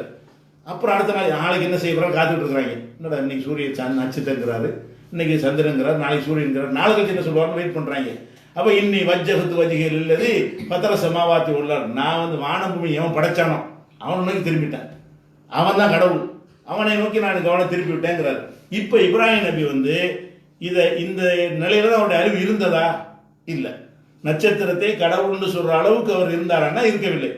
சந்திரனை கடவுள் நம்பினாரன்னா நம்பவில்லை. சூரியனை கடவுள் நம்பவில்லை. நம்பாட்டாலும் இவங்களுக்கு புரிய வைப்பதற்காக வேண்டி வேற ஒரு டிராக்ல போய் நம்புற மாதிரி நடித்து, இதை நான் நம்புறேன் அப்படிங்கிற மாதிரி நடித்து என்ன செய்கிறாரு? அவர் அதை சொல்றாரு. பொய்யெல்லாம் அவர் சொல்லல, அவங்க சிந்தனையை மேம்படுத்துவதற்காக வேண்டி ஒரு ஒரு பொய்யான விஷயத்தை நான் நம்புற மாதிரி செய்தியில் நான் நடிக்கலாம்னா தோட்டத்தில் நடிக்கலாம் தானே. செய்தியில் அவர் என்ன செய்யறாரு? இப்ராஹிம் நபி நடிச்சிருக்கிறார். அதே மாதிரி சிலையை உடைக்கிறார். எதுக்கு? எல்லாம் திருவிழாக்கெல்லாம் போன பிறகு உடைக்கிறார். உடைச்சவனே யார் நீ தான் உடைச்சான்னு கேட்குறாங்க. நான் உடைச்சேன், அதே கேட்டுப்பாரு, பெரிய சாமிகிட்ட கீழே சொல்லணும் அப்படிங்கிறாரு. எதுக்கு சொல்றாரு? பெரிய சாமி சொல்லும்டா சொல்றாரு, அதுக்காக சொல்றாரு. அப்போதான் அவங்க வழங்க, இது எப்படி சொல்லணும்? இது பேசாத, லக்கது அழிந்த மாகாவுல என்திக்கும், இது பேசாதுன்னு உனக்கே தெரியுமே. அதாவது என்ன செய்யறாருன்னா எல்லாம் உடைச்சு விட்டு ஒரே ஒரு சாமியை உடைக்காம விட்டுறாரு. என்னடான்னு கேட்கும், அந்த சாமிகிட்ட கேளு, யார் உடைச்சுன்னு கேளு, உடைக்கப்பட்ட ஆட்கள்கிட்ட உங்களை யார் இப்போ உடைச்சுன்னு கேளு, அவங்க சொல்லுவாங்கன்னு. அவங்க எப்படி சொல்லுவாங்க? அப்ப என்ன கடவுளுங்கிறீங்க? இதை கேட்கறதுக்கு தான் சொல்றாரு. அந்த அந்த சிலை உடைத்தது என்று சொல்வதற்கு அவர் கேட்கல, அப்படி நம்பியும் கேட்கல, அந்த கருத்தை விதைப்பதற்கும் கேட்கல. இந்த ஒரு கேள்வியை கேட்டால் அவங்க என்ன பதில் சொல்லுவாங்க? அது எப்படி பேசணும்னு கேட்பாங்க. அதான் வேணும் அவருக்கு. இந்த ஆன்சர் வந்தவனை பேசாதுல்ல, அப்புறம் என்னடா நீ அதை கடவுளுங்கிற அப்படி கேட்டாங்க. லக்கத் அலிந்த மாகாவுலா என்திக்கும், இதெல்லாம் பேசணும்னு உனக்கு தெரியுமா தெரியாதா? அப்புறம் என்ன போய் அதான் உடைச்சிக்கிற? அது கேட்குறாங்க. இப்ராஹிமே இது உடைச்சின்னு சொல்றிய, உடைக்கப்பட்ட சிலைகிட்ட போய் உன்னை யார் உடைச்சேன்னு கேட்க சொல்ற, அது பேசாதுன்னு உனக்கு தெரியும், தெரிஞ்சு நீ கேட்க சொல்றேன்னொன்னே இப்போ பிடிச்சிடுற அந்த பாயிண்ட் பிடிச்சி என்ன செய்வாரு? உஃபில்ல குச்சி, நீங்களுக்கும் உங்களுக்கும் உங்க கடவுளுக்கும் கொஞ்சம் கூட சிந்திக்க மாட்டீங்களாடா? அப்ப சிந்தனையை தூண்டுவதற்காக வேண்டி இதை முதல்ல எடுத்துட்டு கூட சொல்லாம அங்க இது ஒரு நடிப்பு தானே. அதாவது உண்மைக்கு மாறான விஷயம் தானே. உண்மைக்கு மாறான விஷயம்னாலும் அவனை சத்தியத்தை கொண்டு வருவதற்காக தான் இருக்கணும். அதுல ஒன்று நிப்பாடக்கூடியதாக இருக்கக்கூடாது. அந்த கல்லு தான் உடைத்தது என்று சொல்லுவ நம்பிக்கையை நிலைநாட்டுவதற்கு இல்லாம அதை பொய்ப்படுத்துவதற்காக வேண்டி, அது பொய்ன்னு காட்டுவதற்காக வேண்டி இப்ராஹிம் நபி அந்த ஸ்டைலை கடைப்பிடிக்கிறாங்க. அவர் ஒரு காலத்தில் அந்த சிலை பேச நம்பினாரா? நம்பல. அந்த சிலை பேசாது என்று தெரியும், ஆனாலும் பேசும் என்று சொன்னால் தான் என்ன செய்வாங்க? அது எப்படி பேசும்னு கேட்பாங்க.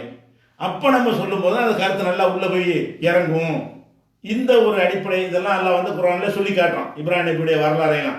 இந்த அடிப்படையில் நம்ம என்ன செய்யறோம்னு கேட்டால், இப்போ ஒரு நாடகம் மாதிரி போட்டு வரதட்சணை வாங்குறாங்க, ஒருத்தர் கொடுக்குறவன் ஒரு வாங்குறவன் ஒருத்தர், அதனால வர பாதிப்புகள்லாம் சொல்லி காட்டுறோம்னா இவன் அதை வாங்கினவெல்லாம் கிடையாது. இவன் வாங்குறத எதிர்க்கக்கூடியவன் தான். நடிக்கிற 50 பேரும் எதிர்க்கிறவங்க தான். ஆனால் ஒருத்தன் வாங்குற மாதிரி நடிப்பான், ஒருத்தன் கொடுக்குற மாதிரி நடிப்பான். கடைசியுடைய அதனால வரக்கூடிய விளைவுகள்லாம் சொல்லி காட்டி ஒரு நாடகம் மாதிரி குறும்படம் மாதிரிலாம் எடுக்கிறாங்க இல்லையா? அதில் ஹராமான அசிங்கத்தை எல்லாம் தவிர்த்து கொண்டு எடுத்தால் அது தவறு இல்லை. அது மாதிரி உள்ளத மாறுவேடம் என்பது என்னன்னு கேட்டால் அதில் மாறுவேடம் தானே, அது கண்டிப்பாக மாறுவேடம் தானே. ஒருத்தன் நாடகத்தில் நடிக்கிறான்டா அவனா அதுக்கு மேலால தான் நடிப்பான். இவன் வரதட்சணை வாங்காத ஒருத்தனை வரதட்சணை வாங்குறவன நடிப்பான். ஒருத்தன் அஜர்த்தா நடிப்பான், பாத்தியா ஒரு அஜர்த்தா நடிப்பான். அதெல்லாம் இல்லைன்னு சொல்கிறான். இந்த பாத்தியா கித்தியா இதெல்லாம் இல்லைன்னு சொல்லக்கூடிய ஒருத்தனை ஒரு அஜர்த்தாக வந்து அங்கே நடிப்பான். மாறுவேடம் தான் இது. இந்த மாதிரியான ஒரு மாறுவேடத்தின் மூலமாக ஒரு நல்ல ஒரு செய்தியை நமக்கு சொல்ல இயலும் என்று இருந்தால் அது மார்க்கத்தில் தடுக்கப்பட்டது இல்லை. அதே நேரத்தில் இந்த மாறுவேடத்தில் இப்படியான ஒரு மெசேஜ் இல்லாமல் மக்களை ஏமாத்துற மாறுவேடமாக இருக்குமேயானால் அந்த அவங்க தவறான நம்பிக்கையை நியாயப்படுத்தக்கூடிய ஒரு ஒரு இதாக இருக்குமேயானால் அந்த மாறுவேடம் கூடாது. இப்ராஹிம் நபி தான் முன்மாதிரி நல்லா சொல்லிவிட்டான். அவருடைய வாழ்க்கையில எல்லாம் என்ன இருக்குன்னு கேட்டால் அவர் செய்கிற அந்த நடிப்பு, அவர் உண்மைக்கு மாறாக வேற ஒன்றை சொல்லி நம்ப வைப்பதும் நடித்தது எல்லாமே அவங்கள வேற இடத்துக்கு கொண்டு வருவதற்கு, திருத்துவதற்கு, அவங்களுடைய சிந்தனையை தூண்டுவதற்கு அவர் செஞ்ச விஷயமாக இருக்கிறது. அப்படித்தான் இருக்கணுமே தவிர இவன் என்ன செய்யறான், மாறுவேடங்கிற பேரில் ஒரு ஒரு முஸ்லீமாக இருந்து கொண்டு விநாயகர் மாதிரி வேடம் போட்டு வந்து நிற்கிறான். எதுக்கு, என்ன இதில் என்ன சொல்ல போற? ஸ்கூலில் பள்ளிக்கூடங்களில் மாறுவேடங்கிறாங்களே, இந்த மாறுவேடத்தில் மெசேஜ் என்ன? அது உண்மைன்னு சொல்ல வரோம். அப்படி ஒருத்தர் இருந்தாரு, நான் அது மாதிரி வந்துட்டேன்னு சொல்றது என்ன மெசேஜ் இருக்குது? மாறுவேடம்ங்கிறத எந்த ஒரு மெசேஜுமே கிடையாது. அதில் என்ன மாறுவேடம் போடலாம்? அந்த தவறானது இல்லாத ஒரு மாறுவேடம் போட்டால் தப்பு இல்லை. தவறான ஒரு கற்பனையான விஷயங்கள்லாம் நிஜம்னு காட்டுவதற்கு அதை பயன்படுத்தினார்களே ஆனால் அதுக்கு மார்க்கத்தில் ஒரு முன்மாதிரி இருக்கு. பொய் தானே அது. அந்த பொய்யை மார்க்கத்தில் கூட எப்போ கூடும் என்று கேட்டால் அது உண்மையை கொண்டு வருவதற்கு ஒரு கருவியாக இருந்தால் கூடும். இதில் அப்படி கருவியாகலாம் இல்லை. அந்த மாறுவேடத்தை இப்படி ரெண்டாக பிரிச்சுக்கிட்டு ஒரு ஒரு மாறுவேடத்தை போட்டு இது தப்பு, இப்படி செய்யக்கூடாது, இது பொய் அப்படின்னு காட்டுவதற்கு அவன் வந்து அந்த வேஷத்தை போட்டானேயானால், மாறுவேடம் போட்டானேயானால் அது தவறு கிடையாது. மாறுவேடம் போட்டு அது இன்னும் நெசமாக இருந்த மாதிரி அது மாதிரி பண்ணாரோ, இந்த பெரிய காந்தி மாதிரி மாறுவேடம் போடுறேன், நான் வந்து ராமன் மாதிரி மாறுவேடம் போடுறேன், அதில் என்ன சொல்ல வர்ற? நீ ஒரு மெசேஜும் இல்லை. அப்படி செய்வார்களே ஆனால் அது பொய் சொல்கிறாங்க. ஒரு பையனுக்குத்தான் பொய் சொல்லணும். இஸ்லாத்தில் அடிப்படை என்னன்னா பொய் சொல்லக்கூடாது. அடிப்படை இந்த பொய்யை வந்து ஒரு சீர்திருத்தம் செய்வதற்கு, ஒரு சிந்தனையை தூண்டுவதற்கு, நல்லிணக்கத்தை ஏற்படுத்துவதற்கு இருக்குமையானால் அதுக்கு தான் அனுமதிக்கப்படும். இதில் ஏதாவது காட்டலன்னா பொய்யா போயிடுது. நீ மாறுவேடம் என்பது பொய், அது அனுமதிப்பதற்கு சென்னிங்க தான் சொல்லணும். அது பொய்யாக இருப்பது தான் மெயின் ஆதாரம். நீ பொய், இவர் வந்து இப்படி விநாயகரா போவார், நான் விநாயகர் மாதிரி வேஷம் போட்டு வந்தேன்னு சொன்னால் நான் எப்படி பொய் தானே அது. இந்த பொய் எப்போ உங்களுக்கு அனுமதிக்கப்படும்? இதன் மூலம் ஒரு நல்ல ஒரு கருத்தை நீங்கள் சொல்லணும். இப்படிலாம் கிடையாது, இப்படி ஒருத்தர் வாழ்ந்தது கிடையாது, எப்படி அவர் மனுஷனுக்கு தலை இருக்கும், மனுஷனுக்கு இப்படி யானத்தலை இருக்குன்னு கேட்கக்கூடியதாக அப்படி கொண்டு நீங்கள் கொண்டு போனீர்களே ஆனால் மெசேஜ் இருக்கிறது. அந்த பொய் வந்து பொய் என்பதற்கு சொல்லலை, சிந்தனையை தூண்டுவதற்கு சொல்கிறீங்க. இப்படிங்கிற விஷயத்தை எல்லாம் வச்சு பார்த்தீங்கன்னு சொன்னால் அந்த மாறுவேடம் ஓகே. இது குறித்து இந்த குர்ஆன் தமிழாக்கத்தில் இதுக்கு விளக்கம் சொல்லியிருக்கிறோம். இப்ராஹிம் நபி அந்த ஹாதா ரப்பின்னு சொல்லுவார்ல, அந்த வசனத்துடைய விளக்கத்தில் நீங்கள் அறிந்து கொள்ளலாம். அடுத்ததாக கந்தூரி சோறு ஏன் சாப்பிடக்கூடாது சிலர் கேட்குறாங்களாம். மௌலுது பாத்தியா ஓதி கொடுக்கறதால சாப்பிடக்கூடாதுன்னு சொன்னால் அப்போ அவங்க அறுவடை பண்ணுறப்பையும் பூமி பூஜை பண்ணித்தானே அரிசி விநியோகம் பண்ணுறாங்க. அப்போ அதை ஏன் சாப்பிட்றீங்கன்னு கேட்குறாரு. நல்லா கேட்குறாரு. என்ன கேட்குறாருன்னா, நம்ம வந்து பாத்தியா ஓதுறாங்க அதனால சாப்பிட மாட்டோம், பூஜை செஞ்சாங்க சாப்பிட மாட்டோம்னு சொல்கிறோம். அது ஓகே. அப்படிங்கும்போது விவசாயிகள் எல்லாருமே என்ன செய்வாங்கன்னா அந்த நிலத்துக்கு பூஜை செய்வாங்க. நிலத்துக்கு பூஜை செய்து விளைவிப்பாங்க. விளைவித்த பிறகு நம்மகிட்ட விற்பாங்க, நம்ம வாங்குகிறோம். அந்த மாதிரி வாங்குறது மட்டும் கூடுமா என்பது தான் நம்மளுடைய கேள்வி. இதுக்கு வந்து ரெண்டுக்குள்ள வித்தியாசம் இருக்கிறது. அதாவது பூஜை செய்து சொல்வதற்கும் நம்மளே பாத்தியா ஓதுவதற்கும் என்ன இருக்கிறது, அதில் முக்கிய வித்தியாசம் இருக்கிறது. இவன் நிலத்துக்கு பூஜை செய்கிறான் என்றால் அந்த நிலத்தில் அதிகம் விளைய வேண்டும் என்கிற ஒரு பிரார்த்தனை தான் அந்த பூஜையுடைய நோக்கம். அந்த நிலத்தையே புனிதமாக்குவது நோக்கம் கிடையாது. இந்த பூஜை என்னது, உருளைக்கிழங்கு வச்சு பூஜை செய்யறான், அதுக்கு என்ன அர்த்தம்? இதன் மூலம் இந்த பொருள் புனிதம் அடையுங்கிறான். அந்த பொருளுக்கு புனிதம் இருக்குங்கிறது இந்த பூஜைக்கு அர்த்தம். நிலத்துக்கு செய்கிற பூஜைக்கு என்ன அர்த்தம்னு கேட்டால், இதுக்கு ஏதோ பூஜை செஞ்சோம்னு சொன்னால் நல்லா விளையுங்கிறான். அந்த விளையிற பொருளுக்காக வேண்டி பிரார்த்தனை செஞ்சு இந்த பூமியை தான் புனிதம்னு அவன் சொல்லிட்டு இருக்கிறானே தவிர விளையிற பொருளுக்கு எந்த பூஜையும் நடக்கலை. விளைகிற பொருளுக்கு என்ன செய்யலை, எந்த பூஜையும் நடக்கலை.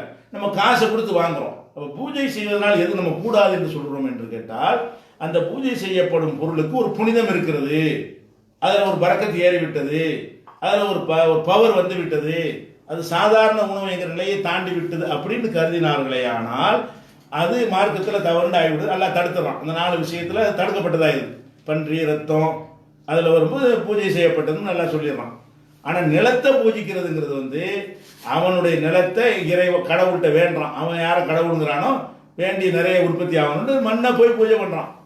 நெல் இப்போ அங்கே இருக்கலை, உருளைக்கிழங்கு இப்போ இருக்கலை, வெறும் நிலம் தான் அது, ஒன்றுமே அங்கே இருக்கலை. அந்த வெறும் நிலத்தை போய் பூஜை செஞ்சுட்டு எனக்கு நிறைய கொடு கடவுள்னு கேட்டு போயிட்டான், அவ்வளோதான். சரி, அந்த உற்பத்தி ஆகி வர்ற பொருளுக்கு பூஜை நடந்துச்சா? அந்த நெல்லை பூஜை செஞ்சானா? அதுக்கு கடவுளுக்கு படைச்சானா? இல்லை. கொஞ்சம் நெல் எடுத்து படைப்பான், அது சாப்பிடாதீங்க. அறுவடை செஞ்ச பிறகு கொஞ்சம் நெல்லை எடுத்து இது கடவுளுக்கு உள்ளது படைச்சானால் அதை சாப்பிடாதீங்க.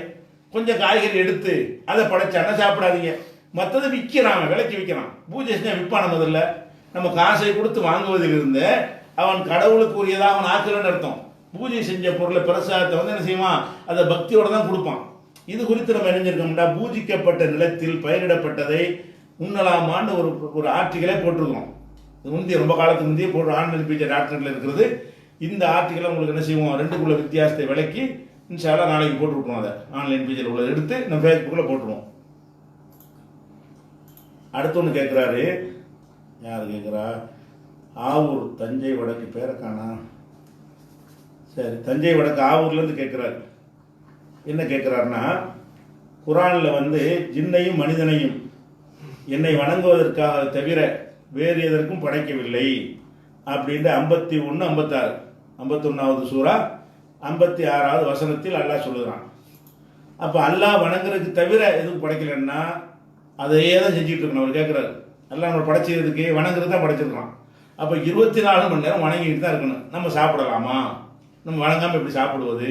நம்ம படுத்து தூங்கலாமா? வியாபாரம் பண்ணலாமா? விவசாயம் பண்ணலாமா? சம்பாதிக்கலாமா? அப்போ பண்ணோம்னா படைச்சதுக்காக வணங்குவதற்காகத்தான் படைச்சேன் என்பது பொய்யா போயிடுது. அவர் கேட்குறாரு, என்ன கேட்குறாருன்னா, இதில் அல்லாஹ்வை வணங்குவதற்காக தவிர வேறு எதற்காகவும் படைக்கவில்லை என்று வருகிறது. அப்படி என்றால் மனிதன் வணக்கத்தை மட்டும்தான் செய்ய வேண்டுமா? தொழில் எதுவும் செய்யக்கூடாதா? இது மாதிரியான கேள்விகள் இன்னும் சில சகோதரர்கள் வாதம் வைக்கிறார்கள். இந்த வசனத்தை எப்படி புரிந்து கொள்வது அப்படின்னு வைக்கணும். அதாவதுங்க, பொதுவாக இறைவனை வணங்குவதற்காகத்தான் படைத்திருக்கிறோம் அல்லாஹ் சொல்றான்ல. இந்த பேச்சை வந்து அல்லாஹ் வந்து மனிதர்களுடைய பாஷையில தான் நமக்கு குரானை தந்திருக்கான். நம்ம என்ன ஸ்டைலில் ஒரு விஷயத்தை சொல்லுவோமோ அந்த ஸ்டைலில் தான் குரான் இறங்கப்பட்டிருக்கு. அல்லாவுக்கு மட்டும் வழங்கக்கூடிய பாஷையில் அல்லாஹ் தரல. இந்த அரபிகள் விளங்குற பாஷையில் தான் அரபி குரானை தர்றான். வேறு வேறு சமுதாய மக்களுக்கு முன்னர் வேதம் கொடுக்கும் பொழுது அவங்கவுங்க புரிந்து கொள்ளக்கூடிய விதத்தெல்லாம் தருவான். இப்போ நம்ம அந்த மாதிரி வாசகத்தை நம்ம எப்படி பயன்படுத்துவோம்? ஒரு விஷயத்தை சொல்லும் 1000 நோக்கத்துக்காக ஒரு காரியத்தை செய்வோம். ஆனால் ஒரே ஒரு முக்கியமானது ஒன்று அதில் இருக்கும்.